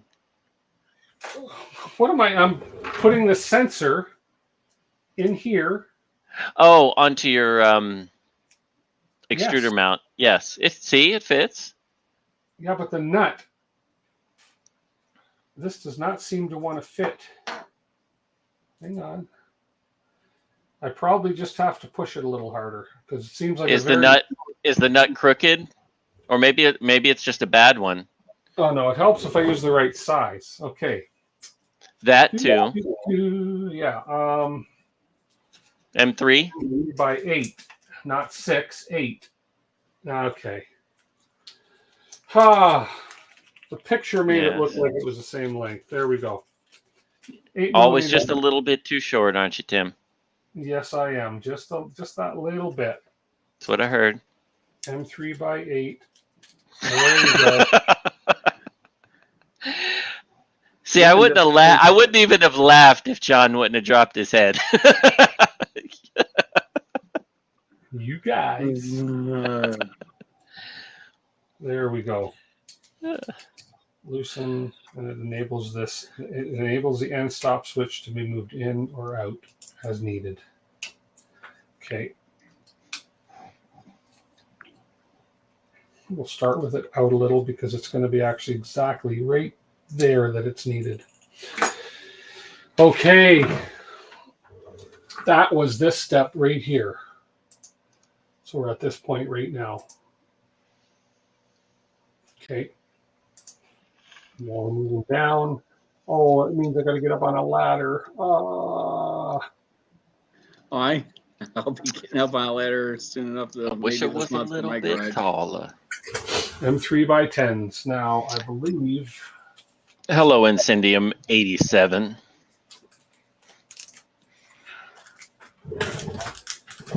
I believe I had. No, it must be included in this other kit. M3 by 10s. There we are. Matt German asks, "You have any more giveaway?" Yeah, we've got them every 15 minutes. Stay on the stream. There will be at least one more coming up. So yes, there will be at least one more. Okay, so this is going to be an opportunity for the flex arm cam. Dun da da da. Is that upside down? Yes. There we go. Okay, I think I can get away with my little stool for this one. Matt's just here for the free stuff. That's it. Well, you know what they say. Okay. Oh, Joe Velasco says, "Get ready to reset the incident sign." No, Joe. No. Put on your hard hat. I'm not going up that high. Where's my picture? Well, we know you don't have to be that high to get hurt. Let's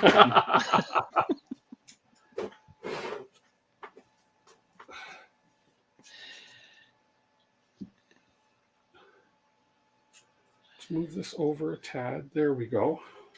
No, Incendium. There will be at least one more giveaway. So stay tuned. Yes. We don't know when or where. Well, we know where. It'll be here on this stream, but we don't know when. Soon. It's whenever I feel like it. Oh, there you go. You get bad, Tim. He's It's whenever he feels like it. I feel like it. Y'all better recognize. Step back. I said step back. There it is. Thug life, Tim. Thug life. He's going to be wearing those sunglasses really soon.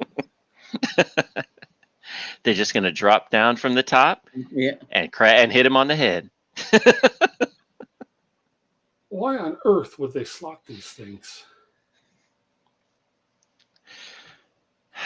Don't question a good design, Tim. No, I'm not. When you're outside all day and you forget that you brought in your sunglasses. The hand's in the way. There we go. So Astro Printer says Tim gets hurt standing in the ground. How often do you stand in the ground, Tim? Yeah, I mean, did your wife like help you with a shovel or something? Yeah. Liam, that makes no sense. That just makes no sense. Sorry, Liam. Yeah. Hey, Jason, check out the time lapse I sent on chat.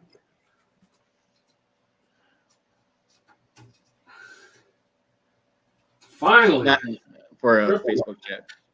Oh.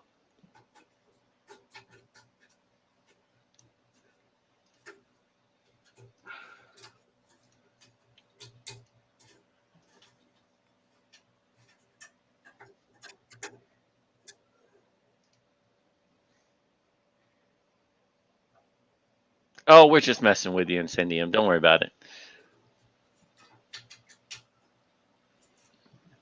Yeah, it's a wrong stream to take anything serious. Absolutely. Right. Even the printer build. What? Even the printer build, yeah.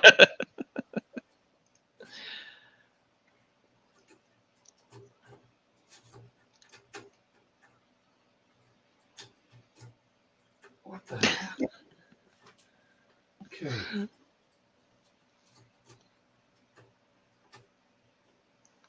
It looks fake again, John. I mean, you can share it if you want, since we're just That's watching nice. some screwing.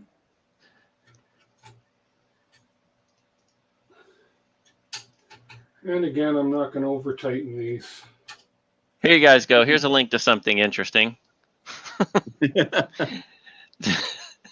As opposed to what? Here is a time lapse John did. PLA?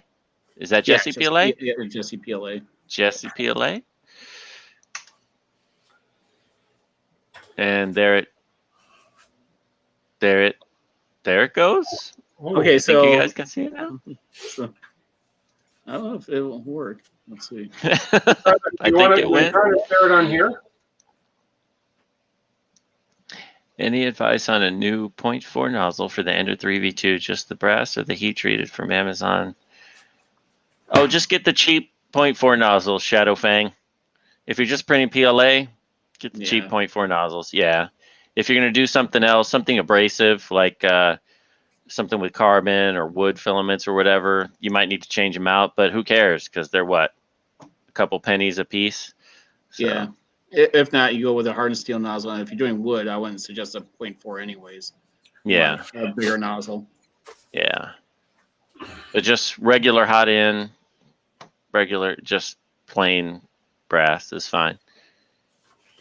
Oh, I need the bigger ladder. Yeah, that link didn't go through. Oh, wait, it did. Never mind.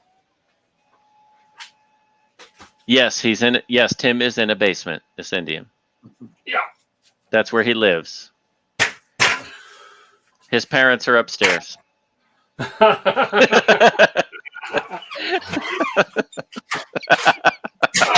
God. Well, at least he's not sharing the basement with them then. Right. Oh. He's You're a right, grown Jason. man. Why would he share the basement? I mean, come on. Yeah, you're right, Jason. It does look fake, that time lapse. It does. I don't know if it's the little wheel on the hot end or if it's just like the way that it filmed, you know, or whatever, but it just looks, it's not right. Yeah. I mean, it's still on there, right there. Well, that's where you've put it. Yeah, that's true. No, that's not it. It was blue. Okay, why am I confused now? Oh, you're right. He could be living in a van down by the river. Yes, that's true. Is it a white van with no windows? But he hasn't upgraded to that yet. So I'm going to be working on this part right now. That's why I'm confused, because the one of the grippers goes upside down. Yes, Okay. upper and lower belt. Yep. Yep. Yeah, Shadow Fang. So, you know, if you're gonna go with wood, or Pet G is fine with a brass nozzle, but if you're gonna use wood filament, just know that it is abrasive to some degree, and that at some point it will wear the nozzle opening faster than non-abrasive, like Pet G or PLA. So you can still use the brass nozzle. That's fine. You can get a hardened steel nozzle. That's fine. The hardened steel nozzles do print a little differently, so you may have to go back and look at your temperatures. But in terms of which one to use, either one is fine. Just know that the filaments that have things in it, like carbon fibers or wood, they will tend to wear down the brass nozzle a little bit faster. Yeah, I run a hardened steel nozzle on 2 printers, and I'm typically running the temperature 5 to 10 degrees hotter on those, and that's the only difference I really see. The print quality is still the same, but then I just don't have to worry about any filament except for wood, because wood I would do a bigger nozzle, 0.6 or 0.8, because it's too thick of a product for a 0.4. It'll clog easily.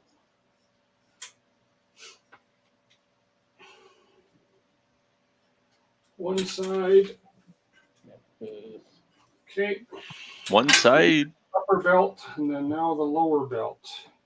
Yeah, I did this So weird. in a 0.4, but when I went any bigger, it clogged. Pull the slack out of the lower belt on this end. I got to pull this end, and to pull the slack out of this belt. Right? It's just hard to wrap my head around. Anyways, you can actually see where it started to clog right there. Oh yeah. I was gonna sand it and see if it was. I was gonna sand it and started to. And I'm like, why? I was gonna try to stain it and see how it looked stained. But. Oh hey, Maker Viking, welcome. hey Thomas. 3D Medic Vince, if I didn't see you before, welcome. What's going on, Maker Viking? And I'm just using Went with Nozzle X, and I've never had any problem. the Nozzle X is nice. this side right Is here. that the one that has like the lifetime guarantee, Nozzle X? I think, yeah, I think that's it. Yeah.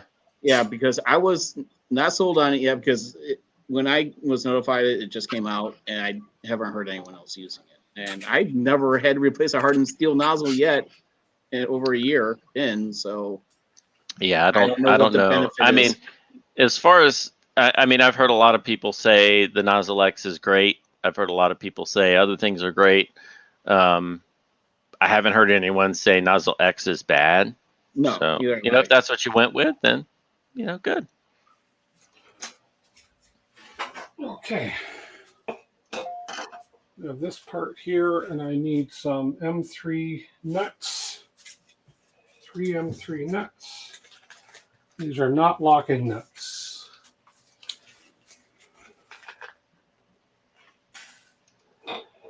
Okay, and then looks like I need 4 M3 nuts, 3 M3 nuts, and 1 M3 nut. So we have 1, 2, 3, 4, 5, 6, 7, 8 M3 nuts altogether.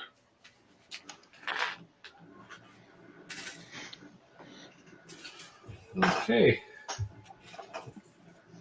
Now this is the part. Then. Okay. Yeah, I haven't heard much about the Ruby one. Oh, don't buy the Ruby nozzle. That's such a gimmick. 5 by 45. M5 by 45 screws and M5 nuts. Nuts. M5 by 45s. And how do you know it's a real Ruby? Come on.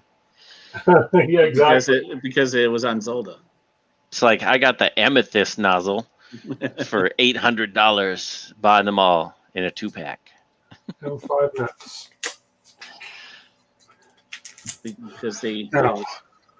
it's the Zelda currency. So M5 lock. oh, that's rupees. It's rupees, not rubies. Rupees. Now. Yeah, E3D's hardened steel. You know, a hardened steel nozzle lasts. Just don't get a Creality one. Yeah, don't get the It's Creality garbage. one. It's absolute garbage. I was like, what's wrong with the printer? Until I was working on it for a long time, and I was like, you know what? Let me just replace the nozzle. I put a microscope back in there, hardened steel, and it worked great. I was Yeah. like, nope, I'm done. Yeah. Because I got one with that. I got that with the Kickstarter. I got that nozzle kit. Like, oh, I don't need to buy another hardened steel nozzle. How bad can anyone F this up? Put it in there. Oh, the worst. Oh, yeah. Don't probably any other manufacturer than Creality. I hate to say it, but for the hardened steel nozzle, it was absolute trash. All right. Yeah, I think the Creality one's more like a hardish steel-like nozzle. Yeah, it was. Not really a hardened steel nozzle. And all I'm doing here is pulling my nuts again. Noted. Noted. Yeah, so it's this kit. Nice and fancy, right? Nice pull, Tim. This is a tight fit. There we Things Tim hasn't heard recently. Yeah. For 200, Alex? Well, it can't be Alex now for whoever's hosting. Yeah, so that's the hardened steel one. It's all gummed up. Yeah. Is it in straight? Yeah, but it's whoops. Oh, the threads on the bolt. getting locked up. Yeah. It's the angle that it's a tight corner fit there. That's okay. It just takes a little finessing without breaking the part. There we go. Little finesse. Yes, Paul, they're hard and Chinesium. There we go. We're working hard on making sure this video is not monetized. And then one for the fan. Yeah, this I can't monetize anyways. I have to hit 1,000 subscribers, and when I do hit 1,000 subscribers, watch out because there's going to be a giveaway of a lifetime.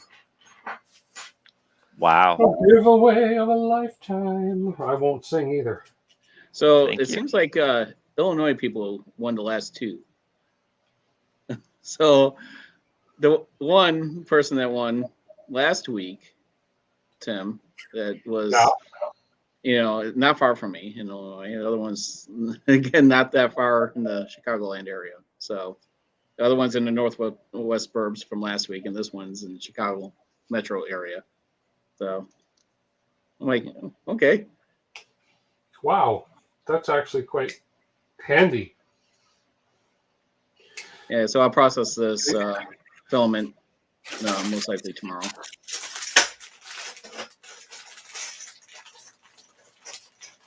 That's a fancy drill bit holder there. Did you make that yourself, Tim? I'm working on drawing up a new one. Trust me. I'm designing a bit holder in Fusion 360. Is it gonna be as flexible as that one? Yes. Nice. But Are you gonna print it out of your 2.85 flexible rubber? Yeah, I'm gonna print it out of rubber. There we is go. it gonna fart? It's gonna fart. Yeah. It's gonna have an air escape. It's gonna squeak. It's gonna squeak. There we go. Just push that last one in. That's one that's gonna hold the fan. So. Okay. Look at Tim. He's just cruising along here. So we have these nuts all set. Now we've got to go up and we're going to put in the belt tensioners, which is going to be with the M5 45 screws and the M5 Nylox nuts on each end. Yeah, John, I've found that Tim's bad with distractions. So if you just leave him alone, he makes decent progress. But if you're like, hey Tim, he's like squirrel. Squirrel.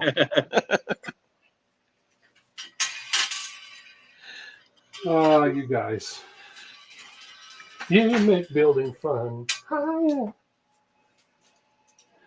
yeah. Okay. Tools. Oh, sorry to hear that, Paul. Hopefully you didn't kill it dead.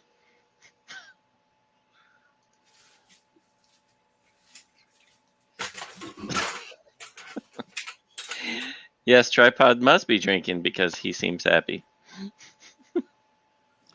A long day of work and then going to a corn roast. So I like corn. it's like sweet corn. It was really good. So it was. That's the only Last reason one. that I go to a fair is to, like, if I know they're like roasting corn, Yeah. Oh Well, yeah. and it's they soak there's the in-laws neighbors and they do it every Labor Day, and we haven't gone because we've been usually four-wheeling, and since we're been waiting on a trailer that hasn't been hit production yet since April, we couldn't go. So it was like the last year for it, and we went, and it's the way they do it is they just soak the corn in water and then throw it on the charcoal grill, and man, it is some good stuff. It really is. So does it feel weird? Does it feel weird when you're four-wheeling? Get it? Four-wheeling. Yeah. Sorry. Yeah. Sorry. That was I bad. don't have any Never mind. three-wheelers. Never mind. Otherwise, That was- I would have. That was like an Astro printer joke. That was bad. I know it was. It was like a bad joke. So, is Brian Vines here? No. Right? Watch, he's looking around and he's going to come in and say something.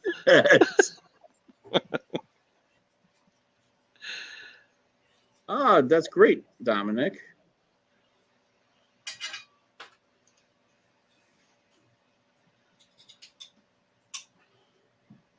One day I'll say that too. Yeah. Allegedly. Okay. There's one. So basically what these are is these are belt tensioners. So that's an really? M5 nut going through there. Oh, so you just it squeezes it down? No, it actually pulls the belts in and out. Oh, Yeah, that's so even better. It clamps onto it in a block, So puts for it instance, into a on this square side- hole. For instance, on this side, so this one now is going to slide in there. Make sure your belt's not twisted. That looks right, though. Belt's not twisted. Okay. And then the M5 nut comes in from this side. That's a bolt.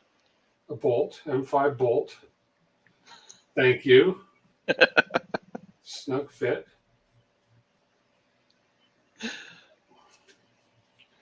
And it's How snug. Nylox nut, so they will not vibrate loose, which is smart.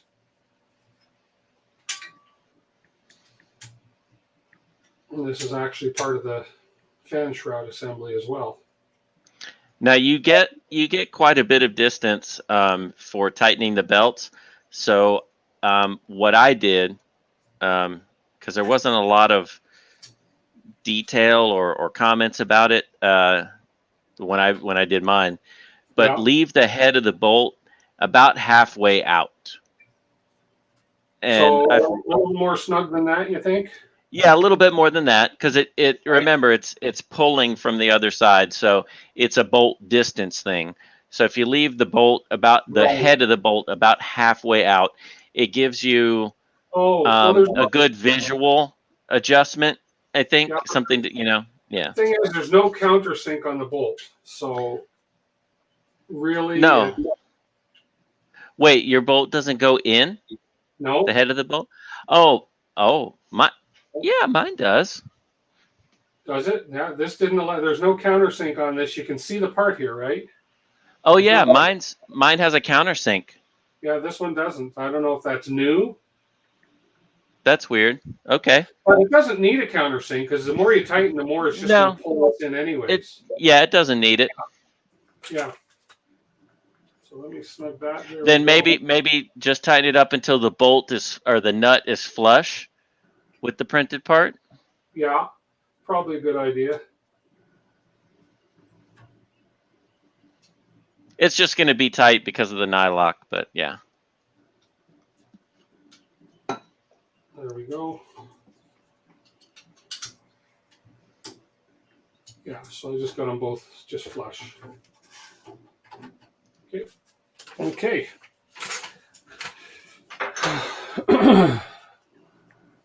We have achieved this step right here. Now we're going to move on to this guy. Oh, look at all these nuts I got to pull. Woohoo! That always makes Tim happy. What are we at? 8:10. That's not bad. We'll stop in a minute and do a draw. So stick around. Draw coming. 47. I've never had 47 people watching my live streams. Thank you, everybody. Like, subscribe, share. Thank you. Like and subscribe. Share. Oh, boo! There's 47 people watching, 43 likes on the video. Come on, folks. Come on. Oh, Give it either an up or a down. Either one is fine. M3 Hex Nuts, and these are not locking nuts. I keep saying that. Yeah, that is kind of irritating. You can't just get a nylon locking nut in these things. Well, 90% of this is nylon locking nuts, but these ones I don't think need them. I think that's why, because you don't want to crank on these parts too hard. No, you really don't need them on that. No. Well, I mean, if the machine actually is not getting that much vibration, it's not needed. Mm-hmm. It's still nice to have lock nuts or I hate dealing with Loctite personally, but yeah. Like I would like to see the Ava hot end assembly parts be available for heated inserts, but like that plate right there, it's kind of thin, so I don't know how much you'd really gain off of that. Yeah, you wouldn't know. Yeah. And I'm going to use a pull-through method on these just because these sit deep. And then the top middle one purposely does not sit in all the way. Why aren't the nuts certs? Makes sense.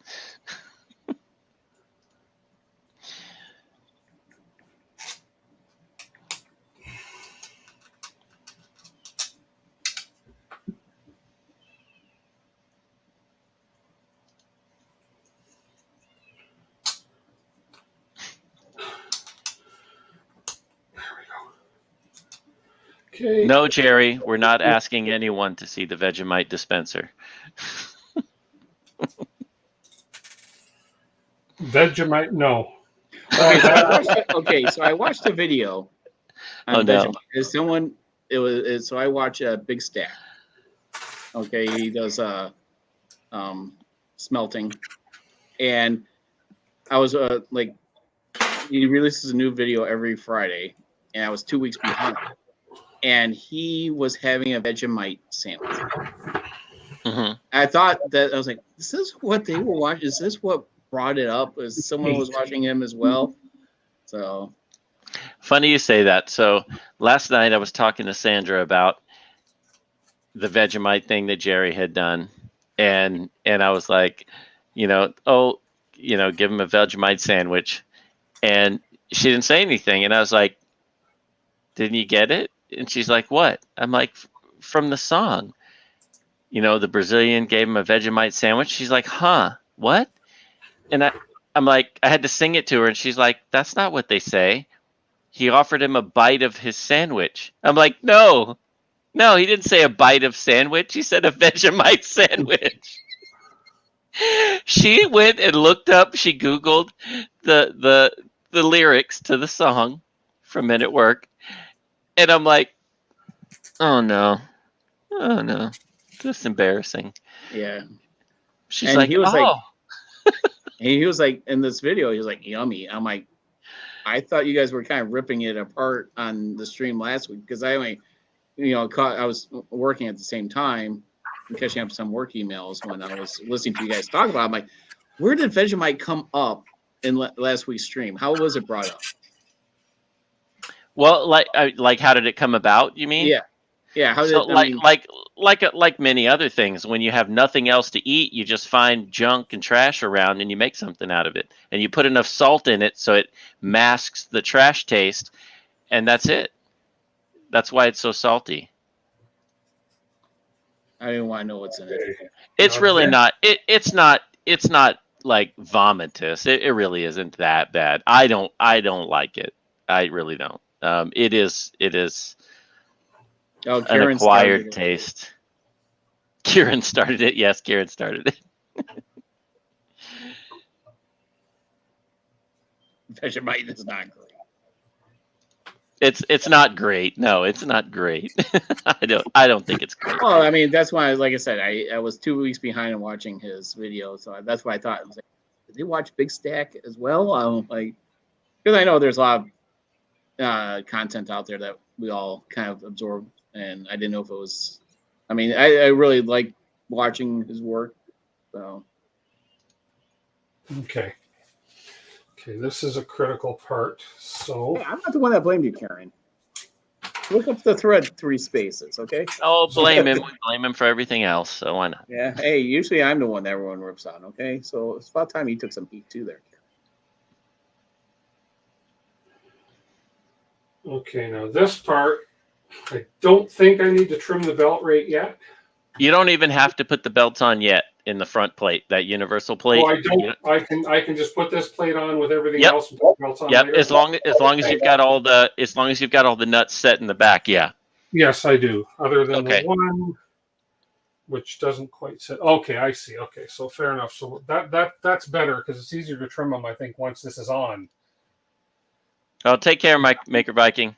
Thanks for stopping by. Take Later. care. See you, Thomas. Okay, we're looking at this one. So we need the M335 screws. Matt German says Vegemite is the result of cats and dogs that no one likes in shelters. Oh, that's nasty. I mean, I thought that was Chinese food. I thought that was Chinese food. They share. Oh, okay. Because Australia's a lot closer to China than we are. So. I mean, I always, my friend opened up a restaurant and he's Chinese, and I was like, "Where's the shelter?" And he started laughing. So.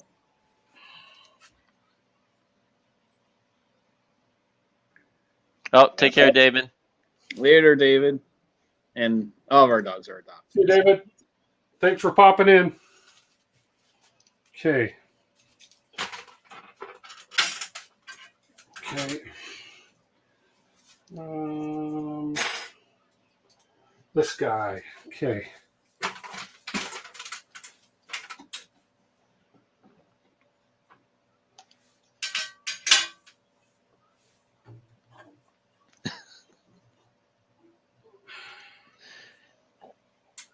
Quick question from Porthos Labault. Which is best, mosquito or dragonfly hot end? Yes. Honestly, they perform about the same. It's really just a matter of which one you go with. One's more expensive, one's original, one designed it, one put in a patent for it. The other one didn't do any of that. They just manufacture it. So, and call it a different name. Now, So it's really. I was going to ask if you know if it's actually the same machining quality. That's the biggest thing, well, that's the other thing too. I would feel that, and I don't know this for certain, but I would have a feeling that, like many other things that come out of certain places that are copies or clones or whatever you want to call them of other folks' designs, that they've put the effort, the money, the time, the resources into developing. I feel like those folks should get some credit, whether it's credit verbally or credit monetarily. You should get something, and they certainly should. But that aside, I don't feel that more to the point of your question, I generally wouldn't feel it's the same quality. But a lot of people are running the Dragonfly, and they seem to be okay enough. And in comparison, from what I know, is that they are very similar in performance, but long term, I don't know. So either way, is the Mosquito worth double the price? If I had to invest in developing that type of system, maybe, to me, it absolutely would be. Yeah, and that's just my personal feel on it. That has nothing to do with folks that want to buy it or whatever. I just don't agree with, I don't support Triangle Labs in those terms. Yeah. Well, it's the same with me. I've ran Micro Swiss on my Creality machines, and they run great. And people will say, "Well, I just get the other version." Right, let's just say that, and I'm not a supporter of that. I'm the same way. I will pay for the quality that I know that's there, and for the company that developed it first. But then they say, well, it's a clone of that design of a. But I said no, but it's their specific style of that nozzle and hot end, or the hot end kit. So. Yeah. It's that heat break design that really was kind of taken. Yeah, but either way, does it matter for stepper drivers? So asks Dougal. Does it matter for what? What do you mean? Because they're different models, different brands, different what? What are you trying to do with it?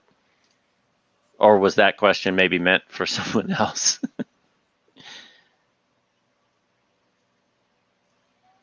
Yeah, the Mosquito's great. The Dragonfly works great. It's really just, down to what I hate to say personal choice. What I want to say, it's down to your personal. We'll just leave it at that. It's one thing that you see in the echo chambers is that people like, oh, I got this clone and it doesn't work great. And what do you want me to say about that? Right. Well, that is one side of it. The other side is, this is a product that they cloned well. and it works.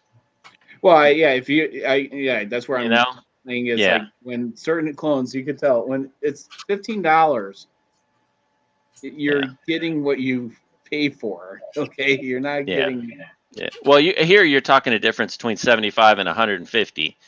You know, so it's like, you know, is the Mosquito worth double the price? Well, if you just compare them based on performance, I don't think it's double the performance for double the price. I don't think so. It's the same price for double the price. The fact is, like, you know, if you went and bought a Ford truck for $100,000, but somebody else took that design and sold it to you for $50,000, would that be okay if they did it to you? That's how I look at it. You know, it's like, that's not okay, and I certainly wouldn't be okay with it if they did it to me. So, you know, it's like, you know, it's hard for me to say no, don't get it because it sucks, because it doesn't. It's hard. What's hard is for me to say get it because ethically I don't agree with what they did. Yeah. You know, that's all. You know, at the end of the day, it's still hard for me to go, it's half the price for a Dragonfly, which is why I still have copperheads on on my printers, because I'm like, I don't want to support them, but you know, it's like it's a hard choice, and for a lot of people, it's not even a choice. You know, it's the only choice, or you know, maybe that's what fits their budget or whatever, and you know, that's the market as it is. You know, We live in. Why did you put that on and take it off, Tim? Because there was one of these nuts that has to go in the bottom in the middle, and it wouldn't quite stay in because it only sits about halfway in the. Gotcha. Yeah. So. Right. So that's going in this slot right in the middle, right here. Gotcha. It's got to kind of sit in halfway. Yeah. Yep. And you need that one. Yeah. For sure. I want to stay there. Yeah. So. That one holds like the bottom brace for the hot end. Yeah, and it doesn't want to stay. Little bastard. Okay, so. Yeah, it's just I'm a firm believer of supporting the company that designed it and took the engineering and to make it happen. So. Yeah, if you can, you know, if you're able to, you know, I totally believe in, you know, support the folks that came up with it. You know, they spent a lot of time, they spent a lot of effort.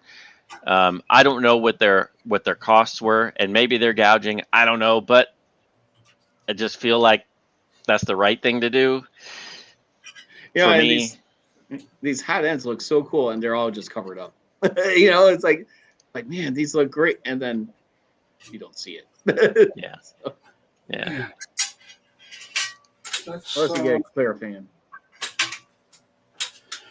Yeah, Weeble, that's a hard choice to make is when you want the Mosquito, but you know that the Dragon has the Mosquito performance at half the price. Why would you buy the Mosquito? And that's a valid argument, but I think there's also a very valid rebuttal to that really, in the end, comes down to you as the purchaser. One, are you able?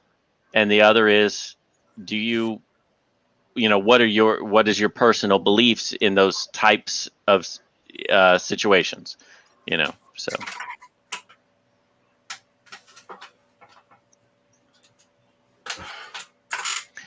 And yes, the thermistor and the heater are expensive, but you don't have to use theirs. They fit a standard heater cartridge. So you can go to TH3D, you can go to E3D, you can get any one of those heaters. You can go on AliExpress and get any barrel-shaped thermistor. You don't have to get their P1000 or whatever.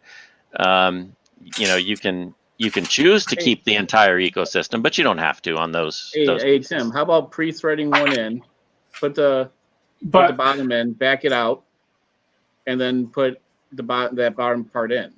Well, see, the problem is the bottom part here has a groove, so it's still got room for that nut to fall out.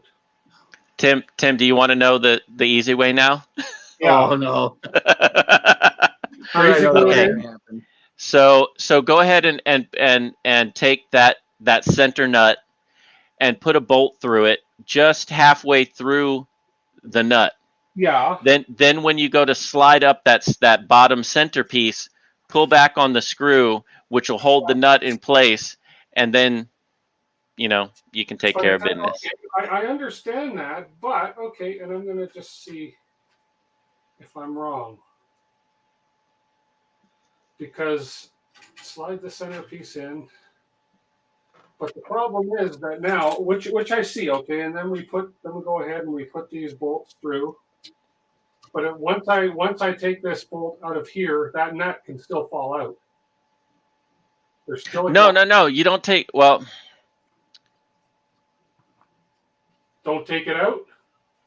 Well, how you shouldn't have that much space between that bottom black piece and the universal front. Am I missing something? Am I missing a step? Let me see. Did you tighten down once you've tightened down to all the four corners? Right. If not, put a dot of glue. Yeah. See, because if I wish I could get a camera under there to Or show a little smear of Vegemite. It makes something just to hold it in. Better. Lick it twice and put it in. Okay, well, I'm going to tighten the bottom. I'm going to tighten the bottom corners and see if it makes a difference. Oops, I'm on the wrong. Astro Printer, I disagree. I'm down with clones if the product's open source. Yeah. If it's not open source and it's somebody else's design, then it's just a stolen product. You shouldn't buy a stolen stereo that came from your neighbor's house and put it in your house and invite them over. I don't think that's right either. At least if you're going to do that, don't invite your neighbors over. You shouldn't be proud of the stolen stuff you bought. Yeah, I totally agree with that. These are my opinions. These are not necessarily the opinions of the DWIT 3D channel. Just Yeah, it's I do understand the costs because it's if I didn't know one designed the other, right? So say I saw the Dragonfly first, right? Mm-hmm. And I didn't know it was a clone copy. I'd be like, oh, that's pretty cool. And it seems like, oh, people are really happy with this product. Then I found out afterwards, I would probably be mad, myself for doing it. Because I'm with Jason on that. And not everyone's the same. Exactly what Jason said. It's what you guys choose to do. We're not going to hit there and say, what you're doing is wrong. No, it's what you can afford to do. Sometimes is what wins. I mean, it's not the fact that if both products are very competitive with each other, sometimes your wallet wins, right? What you can afford to do. I didn't know. It's just I didn't know that these two products were, like this when it was a clone until it came out, right? I mean, until people started using it and posting about it, because I thought it was all, the original manufacturer. I thought it was like a release of another one of their products. Just right. We're backing up a step here because all of these nuts are falling out. Oh, okay. They fall out. You can't get at them after it's put together. So I'm going to have to leave these in. Remember what I used to use to get them just to stay that didn't affect, not like hot glue or something. But I had a couple not fit. So what I did was just put a tiny dot of gel, like super glue on the side wall, and then just throw it in. Yeah, because what happens is when you go to put a screw in, if there's the slightest bit of pressure, they'll fall right out. There's enough gap that they'll just slide down. So I'll put some glue on the side. Yeah. Dougal, for generic boards, do stepper driver brands matter? Maybe. So if you get an like a legitimate Trinamic driver chip on somebody making one, maybe not. If you get the big Tree Tech drivers, those seem to work just fine. I think TH3D is now selling their brand of stepper drivers. You know, I would try to go at least with something that someone has heard of rather than maybe something random, to save $1 or $2. Just because, you know, it's never fun to build something and have to take it back apart and swap apart and put it back together. You know, you might have saved $1 and then you got to spend 10 more because you got to do it over again. So that kind of thing. Yeah. And I think even on a generic board. So growing up wasn't the best family dynamics in my house, but one thing that I did listen to my father was buy something that you want the first time correctly. Otherwise, you're going to waste your time buying something again later on that you really wanted the first time. Yeah. Because you're not going to be happy usually with the end result. That's great. Yeah. Yep. And it's it's something that I always thought about. It's like, daughter, we had a budget for like her bedroom set, right? And she calls me, I'm in the middle of work, and like, I'm busy and I have people at my desk, and they're like, oh no, she put her on, it's fine. So she calls and it's like, hey Dad, I know that you put a budget on for this bedroom set, but this one's like $700 more, but I really want it. I said, oh yes, we got the stick. We got the stick figure. Wait, Kieran, does that count as a workplace incident? Yeah, it does. We have to get third-party confirmation. I say vote. Put the vote in. Yes, No. It does, or no. No. So, and I said, so it's $700. Is it something that you want and keep? Because this is like your bedroom set that you're gonna move out with and put in your room when you get your own place. She's like, yes. I said, then that's all I need to know. And I thought the girls behind me were gonna cry, but no, it's stuff like that. Spend the extra money, make sure it's something that you want, and that you feel like that's the products that don't go substandard to your own tastes.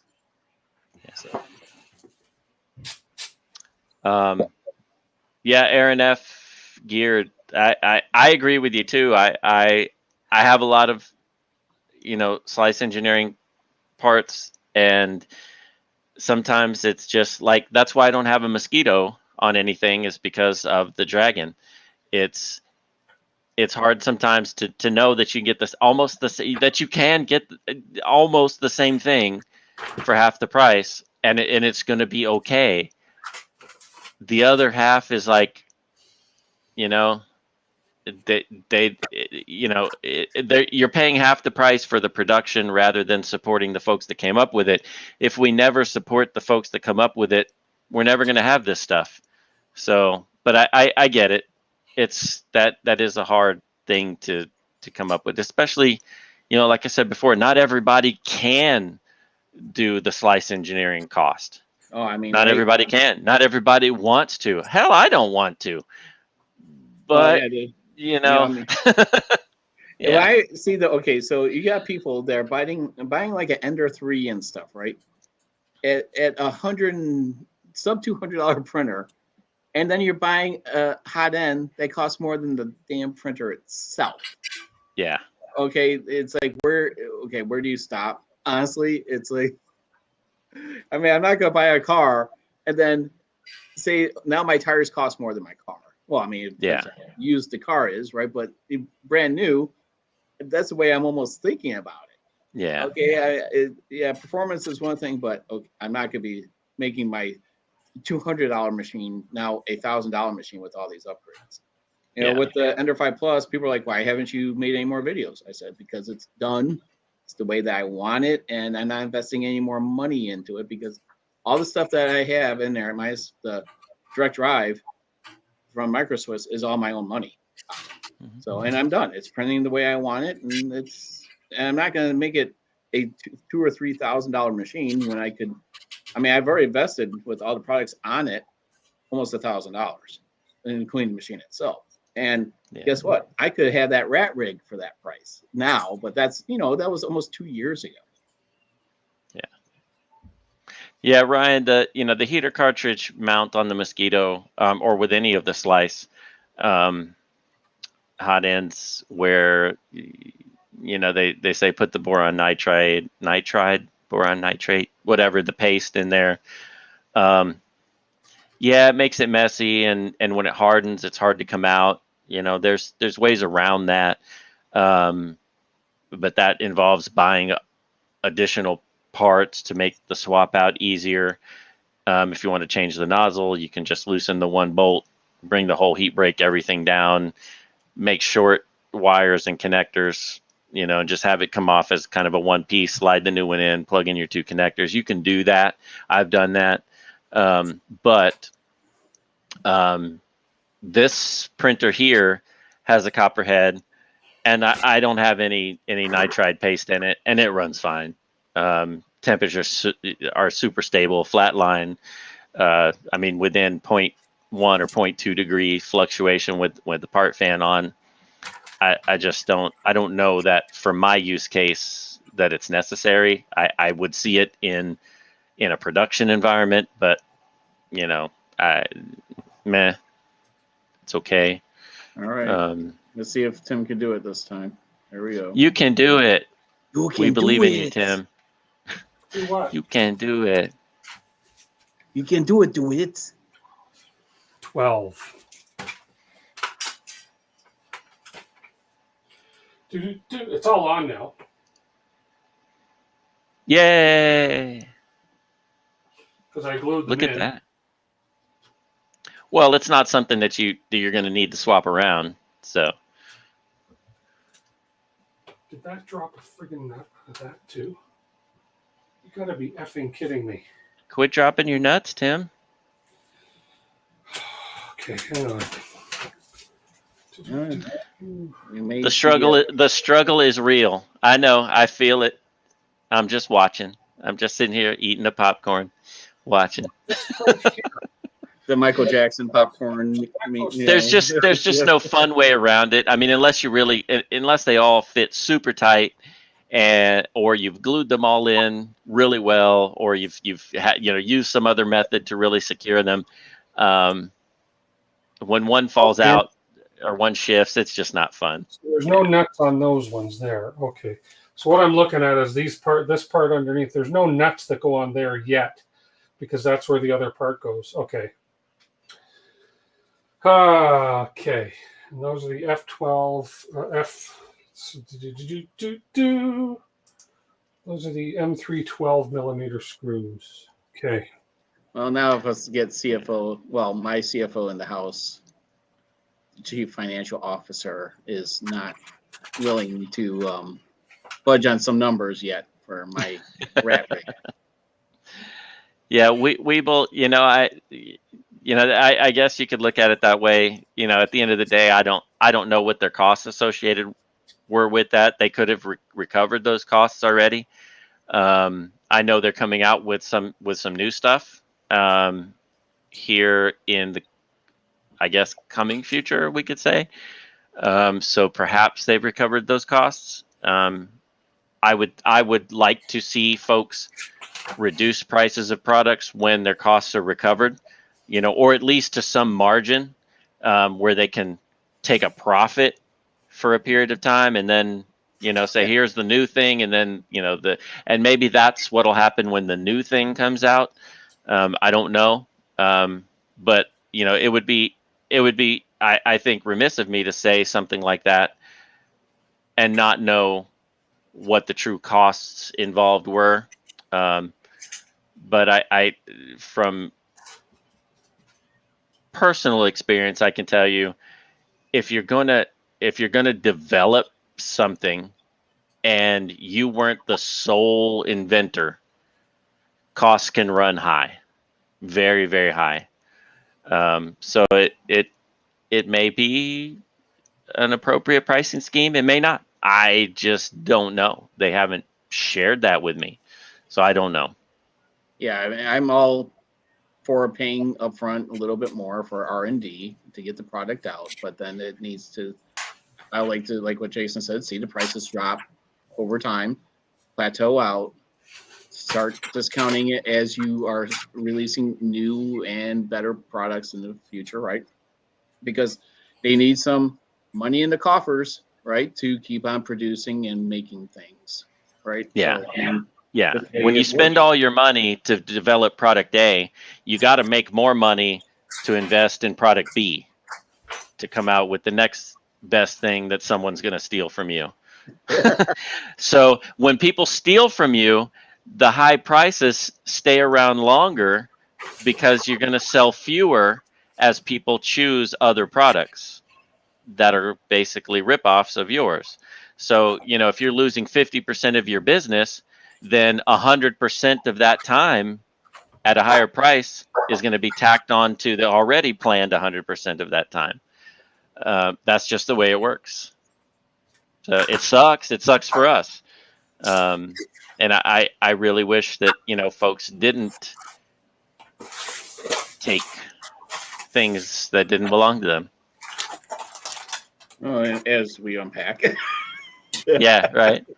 Now that is Perfect that is an E3D hot end. That is an E3D heater. They are, except for the hot end, it's etched on. It is etched on the. Well, we assume. Yeah. Just because it's etched doesn't mean anything. I've seen plenty chips sanded and relasered to something honestly, they weren't. It really sucks that these hot ends. I mean, these heat breaks and everything. They look so cool. Mm-hmm.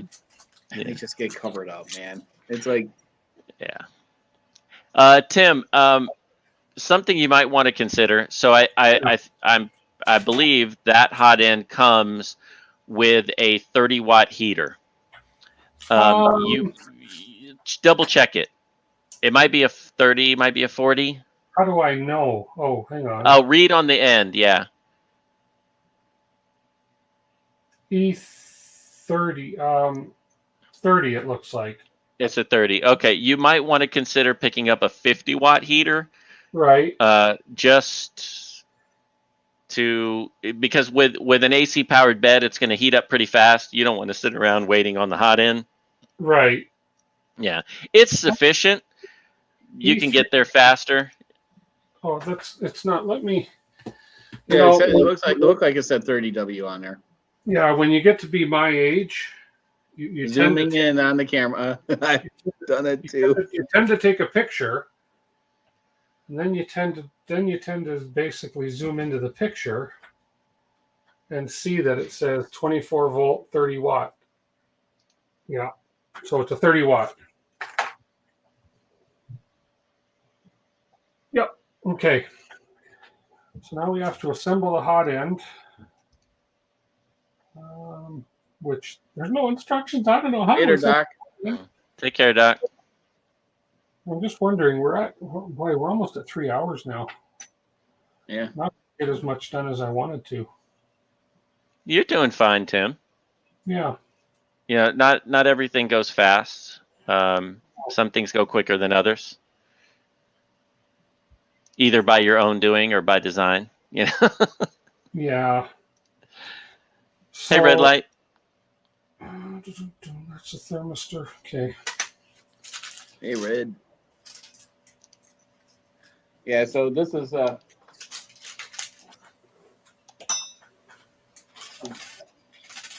this is what happens when I do base mode with Octolabs. I get a furry back, a spiny back. Oh, yeah. I'm not going to put... And without Octolabs, Yeah, that's true. I agree with Jerry. I think many companies are milking the current situation for pricing, for delays, for a lot of things. Yeah. Again, I'm not there. I'm not on the ground with them. I don't know for sure. Yeah, I mean, but I'm pretty sure that there's a lot of them that are milking it. Yeah. Yeah, the trailer I ordered, right, 28 footer, was $7,300, and now they're trying to sell it for almost $15,000, and people are buying them, and what it's doing is pushing my trailer order behind because they're making profits, and now they're saying that they're taking a loss by making mine. I'm like, oh, okay. So I'm not going to see it until next year. And we already missed two. All of our trips that were canceled because of it. We signed a contract, but I think I showed you the contract. It said that it was. Yeah. They covered their ground with it. Yeah. And it was Of course. unlike the driveway, they written their contract to avoid, litigation. So. What's your thought on thermal compound? Some people say use it. Some people say don't. I don't see a need for it. If you have it and it's on the heat brake, put it on. I wouldn't necessarily bother with the nozzle. Yeah. No, I got the nozzle together here, no problem. Yeah. And I don't never put it on the nozzle. I'll put it on the heat brake since I have a little pouch of it here. Yeah, if you got it, put it on. The thermal compound just fills the imperfections of the two metals joined together. Well, not just that, but it'll fill the air gaps, so it helps to radiate the heat, or conduct the heat better than the air space does in those gaps. Yeah. So. Yeah, I've heard a lot of. It's better than not, but it's not necessarily necessary, I guess, in my opinion. Yeah. Oh, see, I didn't know it screwed on like that because I was thinking. Yeah, it screws on. Okay. No, it just screws on. So. It's the V6, and Mike would never let the machines win. Yeah, you're right. The V6 came out in 2014, and they work great. They do, and now the V7 is out, not necessarily in the wild, but being tested and I think being revised again. But yeah. All I need to do with this is just heat tighten it, but that's later on. But yeah, that's pretty much it, and put the cartridges in. Pretty much it. Let me just put these pieces back in. What's this little guy for? That's for the top of this. Uh-huh.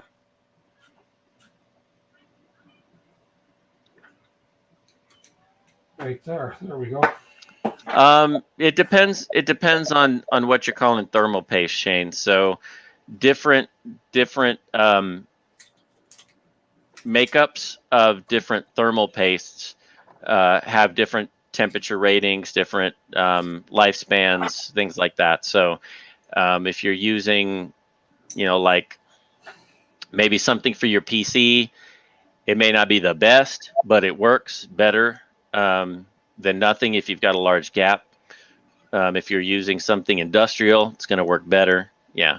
That's at those temperatures. I mean, I've seen thermal compound rated for up to 1700 degrees Celsius. Don't know who would do that. I'm not in that business of whoever works with 1700 degrees Celsius or who tests that. I have no idea, but I've seen it. Yeah. It might not even be true, but I've seen it. I've seen it printed. Yeah.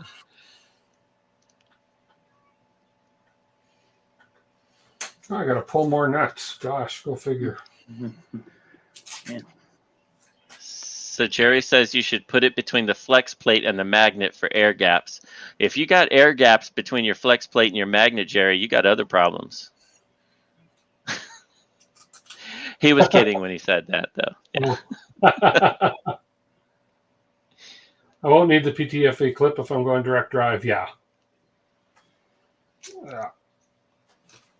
I agree with you, Mike. It's I like I said earlier, for what we do, is it going to have a huge impact? I personally don't think so. But it's like those people that say wax your windshield and you'll get better gas mileage.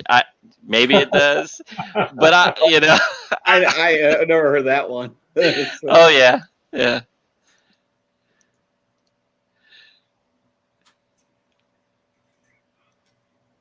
we go.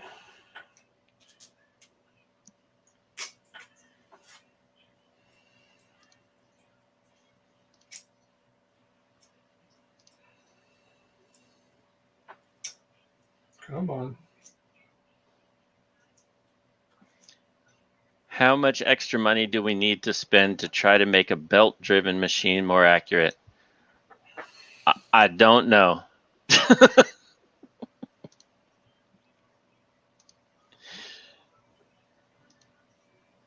You wonder why things are just not all lead-driven. What other? Wow, I gotta pull some more nuts.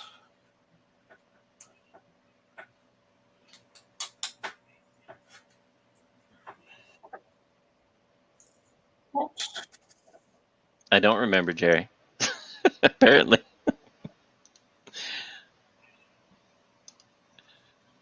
Yeah, it does remind me of regular thermal paste, like for PCs.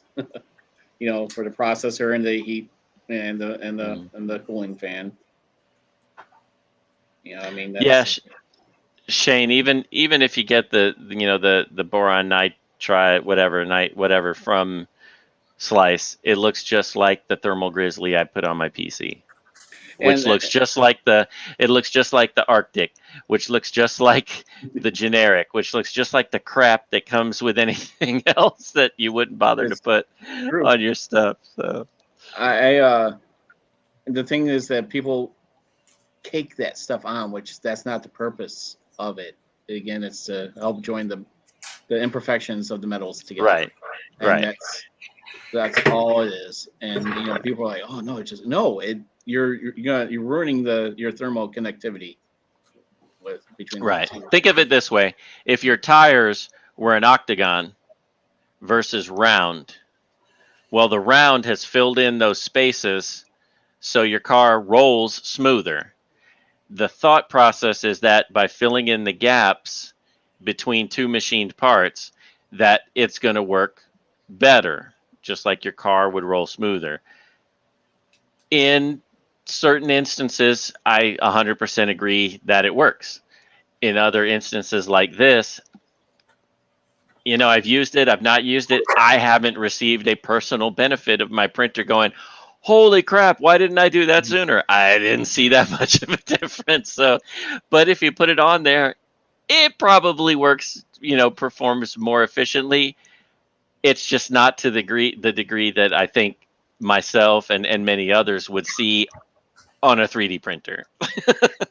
Yeah. So put it there, don't put it there, and I think you're gonna be fine. So that little piece standing up with the hole in it, that's what's gonna screw into that center hole on that back plate. Oh yeah. Okay, that makes sense. And that other piece to the right of your hand goes above it. This one. that kind of sets the seat for the hot end. Yeah. Yeah, I'm just looking at these. I gotta switch computers, so I'll troll in the chat. I gotta charge up my drone. I gotta go into the All right. See you, John. Yep. See you, John. Some ice water. So I'm a little parched. I didn't drink enough today. So I'm just gonna throw this one in with an M38. Hey, how are you using the stock cooler though, Jason? Still like what Tim has? I think that looks like a pretty good cooler. The Ava cooler? Yeah, well, I don't know the type that's on there right now. Oh, yeah. So it's just a 40 millimeter fan across the hot end and a 5010 for the part cool. Yeah, talk about the part cooler with going across the the nozzle. Yeah. So the only thing different between mine and his is I have a copperhead hot end, and the blower duct on mine is wider and a little bit lower. Okay. Little bit wider, a little bit lower. But you've seen adequate cooling from that, not needing to change their design. At Creality speeds, it's adequate. At RatRig speeds, you're gonna need dual 5015s, or you're gonna need a 60 or 70 millimeter fan to really print at 200-300 millimeters, 1,000 millimeters a second. A 5015 is just not.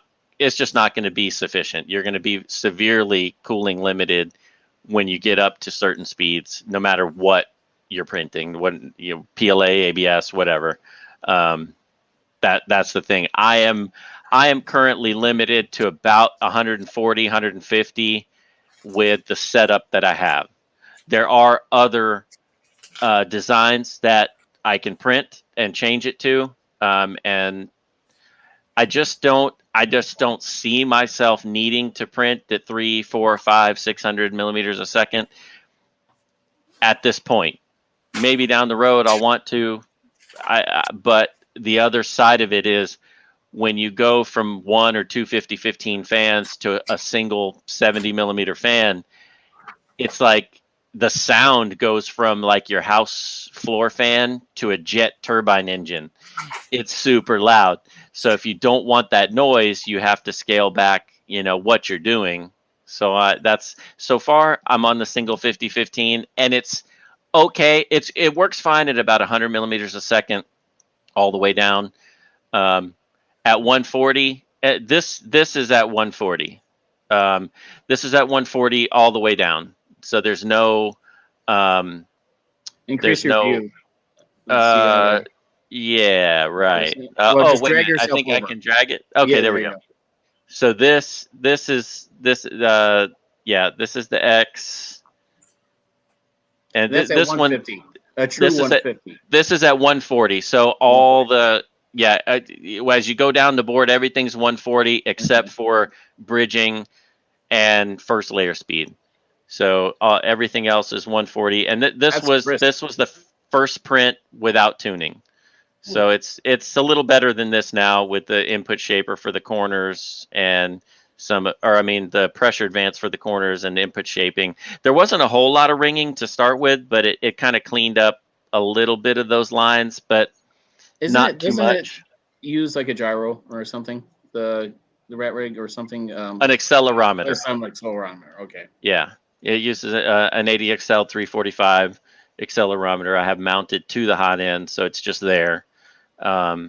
It's actually mounted to the top of the stepper of the extruder motor. If you're going with a bigger blower on the hot end, right, or for part cooling, I mean, you're printing at slower speeds. Can't you just reduce your fan speed? Oh, of course, yeah, you can just reduce it. Yeah, that's why I want to try to get it clear with other one, because they're like, oh man, this thing's loud all the time. No, you could just reduce your fan speed for the slower prints. And, people are thinking that I have to have it 100%. There's a reason why you can dial it back. Yeah, no, absolutely, and that's why I'll probably go with the dual 50-15s. Just because even two of them dialed back a little bit is still, I think, quieter than a single 70-30. It's like that's just a big fan. So. Well, Tim is making some progress here.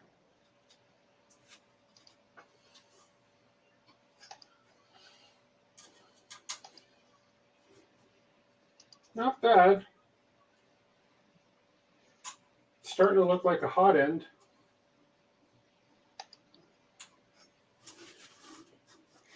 Yeah, Dominic, yes, there are many 3D printing superstitions. I can only share with you the things that I've tried, that I've found on my specific printer, with my specific equipment, with my specific setup, and my specific, slicer profile, my specific filament. Those are my truths. It's going to be different for you, and the next person, and the next person. It's going to be a little different for everybody. Everybody's going to have a different experience, similar but different. And that's just how it is. So you're right. I agree. Did yours come with a PTFE tube? Yes, it did. Yes. But it's going to be cut. I think it's already cut. I think you need 51 millimeters? 62. 62? Something, whatever. That's what I said. 62. Good night. Good night, Chris. Good night, Chris. Okay, let me check, see how long this one actually happens to be. No, this is 105. I'm going to grab a piece of Bowden, I think. Let me be... This is... Come on. All right, so let me jump off and get some water. So. Okay, we'll see you, John. Yep, I'll be on and trolling in the chat. So now that way Jason can feel more at home. So, all right, I'll be trolling later, peeps. And good luck to the next winner. Yes. I'm just gonna go for a little bit longer. We'll do the draws. It's been 3 hours now. 3 hours. Tim, did you mount your belts before putting your hot end on? That's why I've got to stop this now. No. Yeah, I think, yeah. No, I didn't. I see that I got to take that off now before I do the belts. So, Yeah. whew, well, you know what? It's. I think we've reached the maximum stream length, anyways, for me for tonight. So I will just, I didn't do too bad. I wanted to have the hot end all finished, but it's not too bad considering. So No, you're getting there. getting there, making progress. It's actually starting to look like a printer now with the bed on and the hot end, even though I didn't mount the belts. But You're on the home stretch. I'm on the home stretch. So let's do a draw. All right. So this next draw, second to last draw, is going to be courtesy of Jason. Right here. And let me make Jason. Let me make you an equal here. No, I'm fine. There we go. And so we're going to do this a very similar thing. We're going to bring up the draw window. And Jason is going to give away a roll of PLA, either Amazon brand, so Amazon Basics, Sunlu, or eSun. Is that correct? Correct. To the winner. And it's going to be US only. Yeah. From Amazon. So find it on Amazon, and that's what we'll do. So US only for Jason for this one. I'm doing a Canadian only one right after this. So I am going to bring this into the stream. Let's go here. There we go. Let's make it a little bigger. Look at that. I'm getting used to this. I'm going to pick a word, and the word is going to be... let's see. What's that yummy stuff again that Jerry was eating? Oh, that's going to be too hard. That's going to be too hard. Let's just in honor of Jerry and his bravery in eating the Vegemite, let's just make the word. Make this the word. So if you're in this chat and you're in the US, type that word in for your chance to enter to win a roll of filament. Amazon from Amazon, courtesy of Jason. Yeah. Yay! Then we'll get the PTFE tube cutter out later next stream. Don't forget, I'm not here next Sunday. I'm taking a little break. Thank you to my beautiful wife for sending me to visit my brother in Ontario. It's appreciated, and I will be back the following Sunday to continue the build. So, see if I can print some more rubber toys. So, there we go. So let's see. Anybody else? Come on, Jerry. USA only for Jerry. Jerry. You hope Jerry, if you type that wrong, you don't deserve to win. Yeah. Now, I tell you what, I mean, my goodness, if Jerry wins, I'm going to go buy a lottery ticket. So I will buy a lottery ticket if he wins this. Guaranteed. 25 entries, 40 people watching. That means 15 people are not from the United States. It's probably 15 Canadians hanging out. Okay, we're going to give you about another 10 seconds. Anybody else for Jerry? Anybody else for Jerry? And we're going to do the draw. Ready? Good luck to everybody for a roll of filament courtesy of Jason. Hope I win. Hope you win. And if Jerry wins, it's not fixed because we definitely didn't fix this. I did put myself in, by the way, just to make it harder for the rest of you. Dominic. Wait, did Dominic win something? Dominic won something already. Dominic, you already won some filament. We're just going to make it fair. Is that okay? Spread the love. I think so, yeah.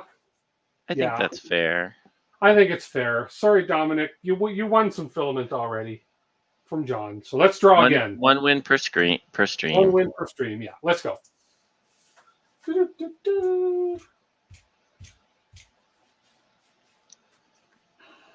Dominic, go buy a lottery ticket.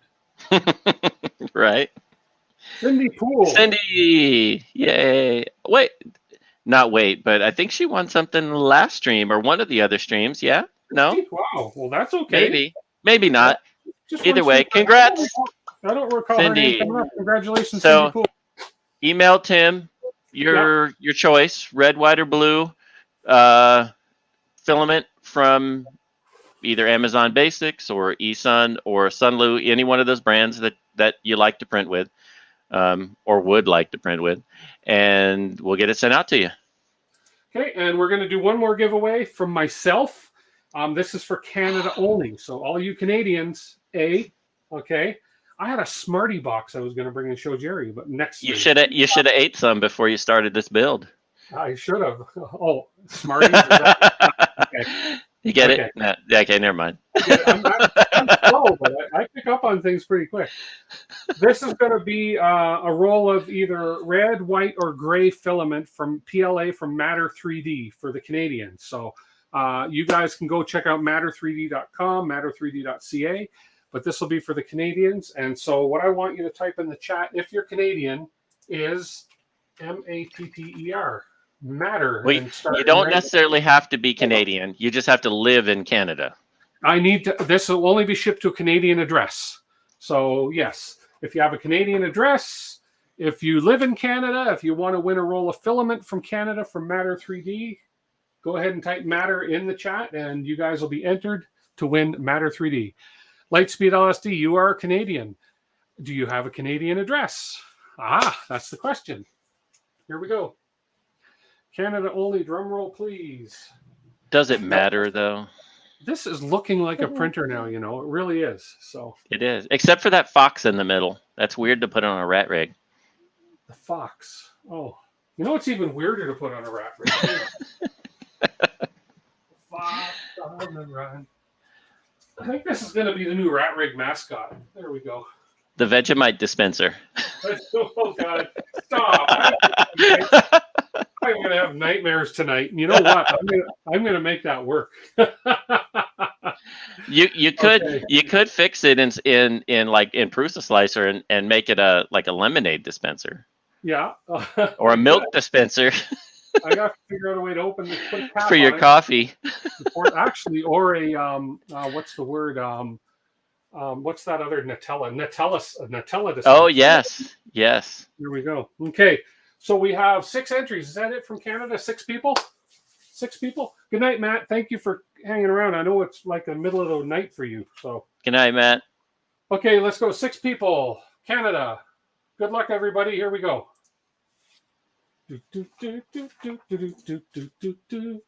Matter3D.ca, filament, red, white, or gray.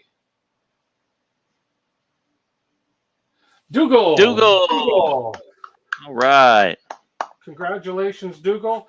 Dougal, email me, DWIT3DCanada@gmail.com. Here we go. This is better. DWIT3DCanada@gmail.com.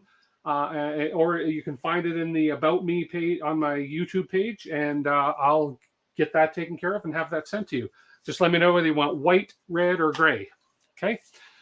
So congratulations to all the winners, everybody tonight. Jason, thank you so much again for walking me through this, for carrying the conversation on in chat. You and John made it even more entertaining. It was great. Thanks, everybody. I made the little mistake. So the mistake I made here was I put the hot end on before I actually put the belts on. So I think this is going to be where we get the belts to a relatively okay tension, cut them, put them on, and then get the hot end going. So I will remove the hot end for next stream, and we'll do that properly. See, it's just because you and John were too involved in your conversation to see what I was doing, you see. That's what it was. But, Porthos saw it, and I saw his comment, and I looked, and I was like, So credit to him or her, whoever Porthos is. Credit to Porthos for that, for sure. But listen, thank you so much, everybody. I'm not here next week. I may do an impromptu stream from my phone if that happens, but it won't be to do with this. It'll be more to do with an Iron Art studio if I get the opportunity. So you may want to tune in anyways, because that might be fun just to see how somebody does their Iron Art. Oh, Jerry. Listen, Jerry's always reminding me. Jerry's like my grandpa on here, even though I'm older than him. And I just saw on my screen here, I have a bunch of new subscribers. Thank you so much, everybody who subscribed. That is so appreciative. And let me check my emails here, and we are all clear, I think. Look at that. DWIT 3D. There we go. We're all clear. And I've got the emails from the winners already. And that is great. 1, 2, 3, 4 subscribers tonight. Thank you so much, everybody. That is phenomenal. That's really going to help my channel out and help me keep doing this and help me keep entertaining. No boo-boos tonight. This next week. 2. Or for my French friends on here, deux. Or for my Spanish friends on here, dos. Or for my American friends, 2. So everybody have a wonderful night. Again, I'm not here next Sunday. We'll see you in 2 weeks. Thank you, John. Thank you, Jason. Special thank you to Sam Prentice. Didn't have to step up and do that, but you did. You stepped up and donated a roll of filament for the European folks, and I really appreciate that. Or for United Kingdom folks, European Union. I don't know what that's all about over there. Anyways, thank you so much for everybody for stepping up and donating what you did. I much appreciate it. And we'll see everybody next week. Until then, I'm trying to find my logout screen here. That's why I'm looking over here and not at the camera. I'll get this perfected one day. But everybody have a wonderful week, wonderful 2 weeks. We'll see you in a couple of weeks. Bye for now.